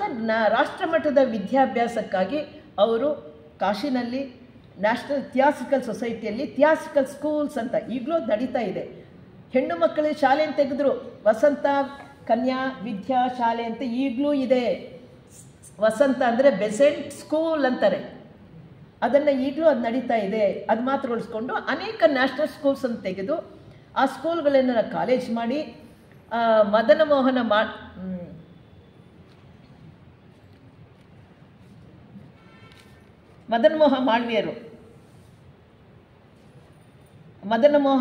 ಮೋಹನ್ ಮಾಳ್ವಿಯನವರು ಎಜುಕೇಷನ್ಗೆ ಅವರು ಕೂಡ ಯೂನಿವರ್ಸಿಟೀಸ್ ಶುರು ಮಾಡೋಣ, ಎಜುಕೇಷನಿಸ್ಟ್ ಅವರು ಯೂನಿವರ್ಸಿಟೀಸ್ ಶುರು ಮಾಡೋಣ ಅಂತ ಪ್ರಯತ್ನ ಪಡ್ತಾರೆ ಸರ್ಕಾರದಲ್ಲಿ. ಅವ್ರದ್ದು ಏನು ನಡೆಯಲ್ಲ, ದುಡ್ಡು ಇರಲ್ಲ. ಆಗ ಬೆಸೆಂಟ್ರೇನೆ ಶಾಲೆಗಳನ್ನೆಲ್ಲ ಕಾಲೇಜಾಗಿ ಪರಿವರ್ತನೆ ಮಾಡಿ, ಯಾಕೆ ತುಂಬ ಪ್ರಖ್ಯಾತ ಹೊಂದಿದ್ರು, ಬೇಕಾದಷ್ಟು ಹಣ ಬರ್ತಿತ್ತು, ಅವರು ಕಾಲೇಜುಗಳನ್ನು ಮಾಡಿ ಕೊನೆಗೆ ಆ ಕಾಲೇಜುಗಳನ್ನು ಒಗ್ಗೂಡಿಸಿ ಬನಾರಸ್, ಹಿಂದೂ ಯೂನಿವರ್ಸಿಟಿ ಇವರು ಸ್ಥಾಪನೆ ಮಾಡಿ ಮದನ ಮೋಹನ ಮಾಳ್ವೀಯನವ್ರಿಗೆ ಜವಾಬ್ದಾರಿ ಕೊಟ್ಟು ನಡ್ಸ್ಕೊಂಡು ಹೋಗಪ್ಪ ಅಂತ ಶಾಲೆಗಳನ್ನ ಯೂನಿವರ್ಸಿಟಿ ಈಗಲೂ ಕೂಡ ಬೆನಾರಸ್ ಹಿಂದೂ ಯೂನಿವರ್ಸಿಟಿ ಅವ್ರ ಫೋಟೋ ಇದೆ. ನಂತರ ಬೆಸೆಂಟ್ ಸ್ಕೂಲ್ಸ್ ಅಂತ ಎಲ್ಲೆಲ್ಲಿ ಶುರು ಮಾಡಿದ್ರೋ ನಮ್ಮ ಕರ್ನಾಟಕದಲ್ಲಿ 3 ಕಡೆ ಇದೆ. ಕರ್ನಾಟಕದಲ್ಲಿ 3 ಅಂತಂದರೆ ಬಳ್ಳಾರಿಯಲ್ಲಿ ಬೆಸೆಂಟ್ ಸ್ಕೂಲ್ ಇದೆ, ಆಮೇಲೆ ಬಳ್ಳಾರಿ ಹೊಸಪೇಟೆ ಮದನಪಲ್ಲಿ ಅಂದರೆ ನಮ್ಮ ಕರ್ನಾಟಕ ಅಲ್ಲ, ಅದು ಆಂಧ್ರ ಬರುತ್ತೆ. ಈ ದಕ್ಷಿಣದ ಕಡೆ ಕೆಲವು ಶಾಲೆಗಳು ಈಗಲೂ ನಡೀತಾ ಇದೆ, ಬೆಸೆಂಟ್ ಶಾಲೆಗಳು ಅಂತಂದ್ಬಿಟ್ಟು. ಅದರದ್ದು ಇದೆಲ್ಲ ಲಿಂಕ್ ಈಗಲೂ ಇದೆ, ಉಳಿಸ್ಕೊಂಡಿದ್ದಾರೆ. ಅದರಿಂದ ನ್ಯಾಷನಲ್ ಸ್ಕೂಲ್ಗಳಲ್ಲಿ ಇಲ್ಲಿ ಬಂದಾಗ ನೋಡ್ರಿ, ಇನ್ನೊಂದು ಅವ್ರು ಮಾಡಿದ್ದು ಬಹುಮುಖ್ಯ ಅಂದರೆ 1893ರಲ್ಲಿ ಫಾರಿನ್ನಿಂದ ಲಂಡನ್ನಿಂದ ಭಾರತಕ್ಕೆ ಬರ್ತಾರೆ, ತುತ್ತುಕುಡಿಯಿಂದ. ಅಲ್ಲಿಂದ ಚೆನ್ನೈಗೆ ಹೋಗಬೇಕು. ಚೆನ್ನೈಗೆ ಹೋಗಬೇಕಾದ್ರೆ ಮೊದಲು ಬಂದಿದ್ದು ಬೆಂಗಳೂರಿಗೆ. ಪುಣ್ಯ, ಆ ಬೆಂಗಳೂರು ಬಂದಿದ್ದು ಫಸ್ಟ್ ಪಾದಾರ್ಪಣೆ ಮಾಡಿದ್ದು ಆ ಚೆನ್ನೈಗಿಂತ ಮೊದಲು ನಮ್ಮ ಬೆಂಗಳೂರಿನಲ್ಲಿ. ಆಗ ಮೈಸೂರು ರಿಯಾಸತ್ನಲ್ಲಿ ದಿವಾನರಾಗಿದ್ದಂಥ ಸರ್ ಎಂ ಶೇಷಾದ್ರಿ ಅಯ್ಯರ್ ಇದ್ರಲ್ಲ, ದಿವಾನರಾಗಿದ್ದರು. ಇವ್ರ ಭಾಷಣಗಳು ಎಲ್ಲ ವಿಚಾರ ಗೊತ್ತಿರುತ್ತೆ. ಅವ್ರು ಬರ್ತಾರೆ ಅಂತ ಅವ್ರನ್ನೆಲ್ಲ ಆಹ್ವಾನಿಸಿ 11 ದಿನ ಇಲ್ಲಿ ಇಟ್ಕೊಂಡು ಹಲವಾರು ಸ್ಥಳಗಳಲ್ಲಿ, ಲಯನ್ಸ್ ಕ್ಲಬ್ ಆಗಿರ್ಬೋದು, ಬೇರೆ ಬೇರೆ ಸ್ಥಳಗಳಲ್ಲಿ ಅವ್ರದ್ದು ಉಪನ್ಯಾಸಗಳನ್ನು ಏರ್ಪಾಟ್ ಮಾಡ್ತಾರೆ. ಅಲ್ಲಿ ನೋಡಿದ್ರೆ ಕಿಕ್ಕಿರೋ ಜಾಗನೇ ಆಗ್ತಾ ಇರಲಿಲ್ಲ. ಆಗ ಏನು ಮಾಡ್ತಾರೆ, ಲಾಲ್ಬಾಗ್ ದೊಡ್ಡ ಜಾಗ ಅಂದ್ಬಿಟ್ಟು ಅಲ್ಲಿ ಗ್ಲಾಸ್ ಹೌಸ್ ಏನು ಕಟ್ಟಿದಾರಲ್ಲ, ಆ ಗ್ಲಾಸ್ ಹೌಸ್ ಇರಲಿಲ್ಲ. ಅಲ್ಲಿ ಭಾಷಣ ಸಾವಿರಾರು ಜನ ಅದರಲ್ಲಿ ಭಾಗವಹಿಸಿದೊಬ್ಬರು ಹಿರಿಯರು ಒಬ್ಬರು ಹೇಳಿದ್ರು, ನಾನು ಹೋಗಿದ್ದೆ, ಏನು ಜನಸ್ತೋಮ ದಂಡು ಬರ್ತಾಯಿದ್ರು, ಎಷ್ಟು ನೂಕುನುಗ್ಗಳು. ಅವ್ರ ಭಾಷಣ ಕೇಳಬೇಕಂದ್ರೆ ಅದ್ಭುತವಾದಂಥ ಭಾಷಣ ನೀಡ್ತಿದ್ರು. She is a great orator. ಆಕೆ ವಾಯ್ಸ್ ರೆಸೊನೇಟ್ ಆಗ್ತಾಯಿತ್ತು. ಮೋಡಿ ಹಾಕಿದಂಗೆ ಎಲ್ಲರೂ ಮಂತ್ರಮುಗ್ಧರಾಗಿ ಅವ್ರ ಭಾಷಣ ಕೇಳ್ತಾ ತಲ್ಲೀನರಾಗೋಗ್ಬಿಡ್ತಾ ಇದ್ರಂತೆ. ಎಲ್ಲಿ ಹೋಗ್ತಿದ್ರೋ ಏನೋ, ಅಷ್ಟು ಚೆನ್ನಾಗಿ ಮಾತನಾಡ್ತಕ್ಕಂಥ ಶೈಲಿ ಅವರಿಗೆ ಇತ್ತು. ಆ ರೀತಿ ಮಾಡಿದಾಗ ಅಲ್ಲಿ ಭಾಷಣದಿಂದ ಶುರುವಾಗಿದ್ದು, ಪ್ರೇರೇಪಿತವಾಗಿದ್ದು, ಈ ಮಾರ್ಕೆಟ್ ಹತ್ರ SLN ಇನ್ಸ್ಟಿಟ್ಯೂಟ್ ಅಂತ ಇದೆಯಲ್ಲ, ವಿದ್ಯಾ ಸಂಸ್ಥೆ SL ದೊಡ್ಡಣ್ಣ ಚೆಟ್ಟಿ ಅವರು ಪ್ರೇರಿತರಾದರು. ನಂತರ ಇಲ್ಲಿ ಮಹಿಳಾ ಸಮಾಜ ಇದೆಯಲ್ಲ, ಇಲ್ಲಿ ಮಹಿಳಾ ಸಮಾಜ ಅವರು, ಆಮೇಲೆ ನ್ಯಾಷನಲ್ ಆಗ ಶುರುವಾಗಿತ್ತು, ನ್ಯಾಷನಲ್ ಸ್ಕೂಲ್ ಇತ್ತು, ನ್ಯಾಷನಲ್ ಕಾಲೇಜ್ ಅಂತ ಅವರು ನರಸಿಂಹಯ್ಯ ಸ್ಥಾಪನೆ ಮಾಡಿದ್ರು. ಅದು RV ಕಾಲೇಜ್ ಅಂತ ಅಲ್ಲಿ ಇದೆಯಲ್ಲ ಅವರು. ಆಮೇಲೆ ಅಲ್ಸೂರಿನಲ್ಲಿ RBANM ಶಾಲೆ ಇತ್ತು. ಅವರು ಇವರ ಪ್ರೇರಣೆಯಿಂದ ಇಂಥ ನ್ಯಾಷನಲ್ ಸ್ಕೂಲ್ ಎಜುಕೇಷನನ್ನು ಸ್ಥಾಪನೆ ಮಾಡೋದಕ್ಕೆ ಯಾವಾಗ ಬೆಂಗಳೂರಿಗೆ ಬಂದಾಗ ಇವ್ರ ಭಾಷಣದಿಂದ ಪ್ರೇರೇಪಿತರಾಗಿ ಈ ಶಾಲೆಗಳಿಂದ ಈ ನಮ್ಮ ಏರಿಯಾದಲ್ಲೇ ನೋಡ್ರಿ ಇಷ್ಟು ಶಾಲೆಗಳು ಪ್ರಾರಂಭ ಆಗೋದಕ್ಕೆ ಅವರು ಕಾರಣ. ಅವ್ರು ಕೊಟ್ಟ ಕೊಡುಗೆ ಜ್ಞಾನ, ಅಂಥ ಅಮೋಘವಾದಂಥ ವ್ಯಕ್ತಿತ್ವ.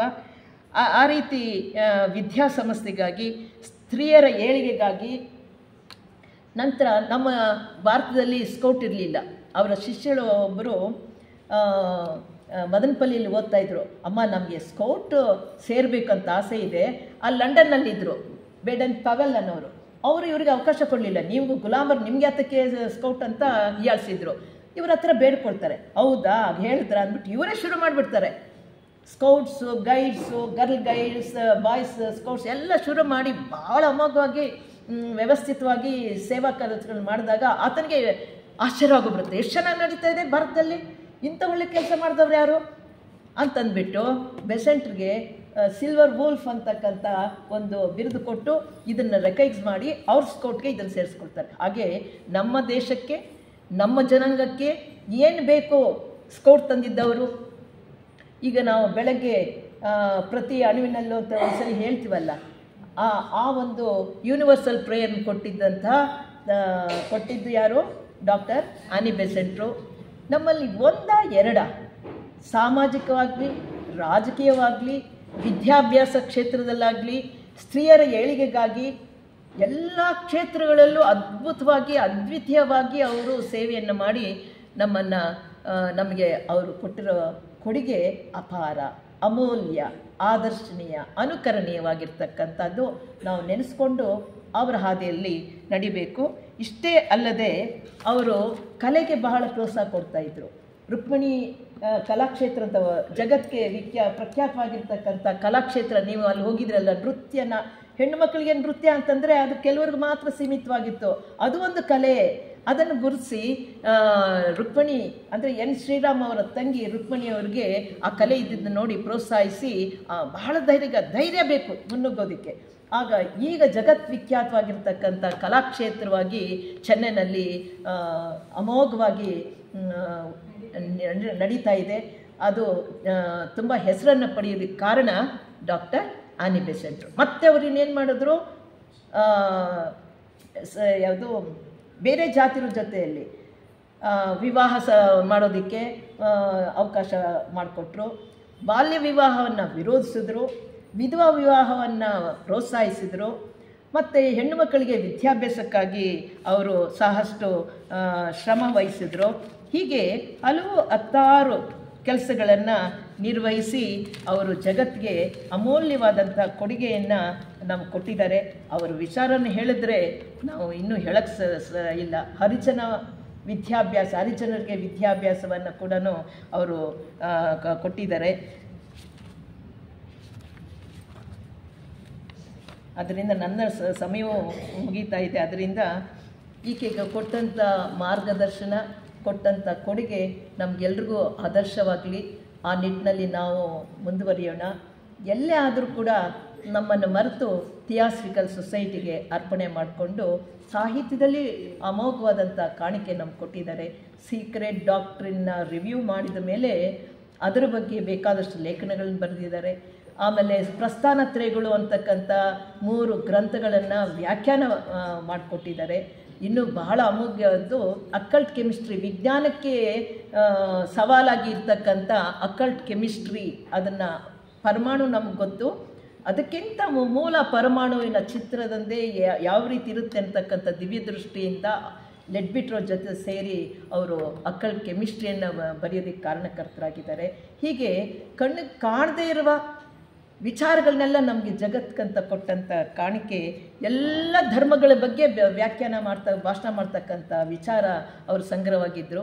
ಹೀಗೆ ಇವರು ಮುಟ್ಟಿದ ಕ್ಷೇತ್ರ ಇಲ್ಲ ಅಂತಲ್ಲ, ಎಲ್ಲಿ ಪ್ರವೇಶ ಮಾಡ್ತಿರೋ ಅಲ್ಲಿ ಅವರು ಬಹಳ ಗರಿಷ್ಠ ಮಟ್ಟದಲ್ಲಿ ಅವರು ಸಾಧನೆಯನ್ನು ಮಾಡಿ ಜಗತ್ತಿಗೆ ಸಹಾಯವನ್ನು ಮಾಡಿದಂಥ ಬೆಳಗಿದಂಥ ಜ್ಯೋತಿ, ಅಮರ ಜ್ಯೋತಿ ಡಾಕ್ಟರ್ ಆನಿ ಬೆಸೆಂಟ್ ಅವರನ್ನು ಇಂದು ನಾವೆಲ್ಲರೂ ಸ್ಮರಿಸ್ತಾ ಇದ್ದೀವಿ. ಪ್ರತಿ ವರ್ಷ ಕೇಳ್ತಾನೆ ಇದ್ದೀವಿ, ಪ್ರತಿ ವರ್ಷವೂ ಅವ್ರ ಬಗ್ಗೆ ಗೂಗಲ್ ಅರ್ಪಿಸಿ ನಮಸ್ಕಾರ ಹೇಳ್ತಿದ್ವಿ. ಅದಕ್ಕಿಂತ ಮುಖ್ಯವಾಗಿ ಅವರ ನಡೆದ ಹಾದಿಯಲ್ಲಿ ಕಿಂಚತ್ತು ನಾವು ನಡೆಯೋದಕ್ಕೆ ಸತ್ಯಕ್ಕಾಗಿ ಏನೇ ಬಂದರೂ, ಹೇಗೆ ಅವ್ರು ಬರೆದ್ರಲ್ಲ, ನಾನು ಸತ್ರು ಪರವಾಗಿಲ್ಲ, ನನ್ನ ಗೋರಿ ಮೇಲೆ ಸತ್ಯಕ್ಕಾಗಿ ಹೋರಾಡಿದಳು ಅಂತಕ್ಕಂಥ ಧೋರಣೆ, ಅಂತಕ್ಕಂಥ ಅಭಿಪ್ರಾಯ ನಮ್ಮಲ್ಲಿ ಮೂಡಿ ಅವರ ನಡೆದ ಹಾದಿಯಲ್ಲಿ ನಾವೆಲ್ಲರೂ ನಡೆಯೋಣ ಅಂತ ಹೇಳ್ತಾ, ನನಗೆ ಕೊಟ್ಟ ಸಮಯದಲ್ಲಿ ಸ್ವಲ್ಪ ತಮ್ಮಲ್ಲಿ ಹಂಚ್ಕೊಳ್ಳೋಕ್ಕೆ ಅವಕಾಶ ಮಾಡಿಕೊಟ್ಟಂಥ ನಿಮ್ಮೆಲ್ರಿಗೂ ಧನ್ಯವಾದಗಳನ್ನು ಅರ್ಪಿಸ್ತೇನೆ. ಈಗ ಮುಂದಿನ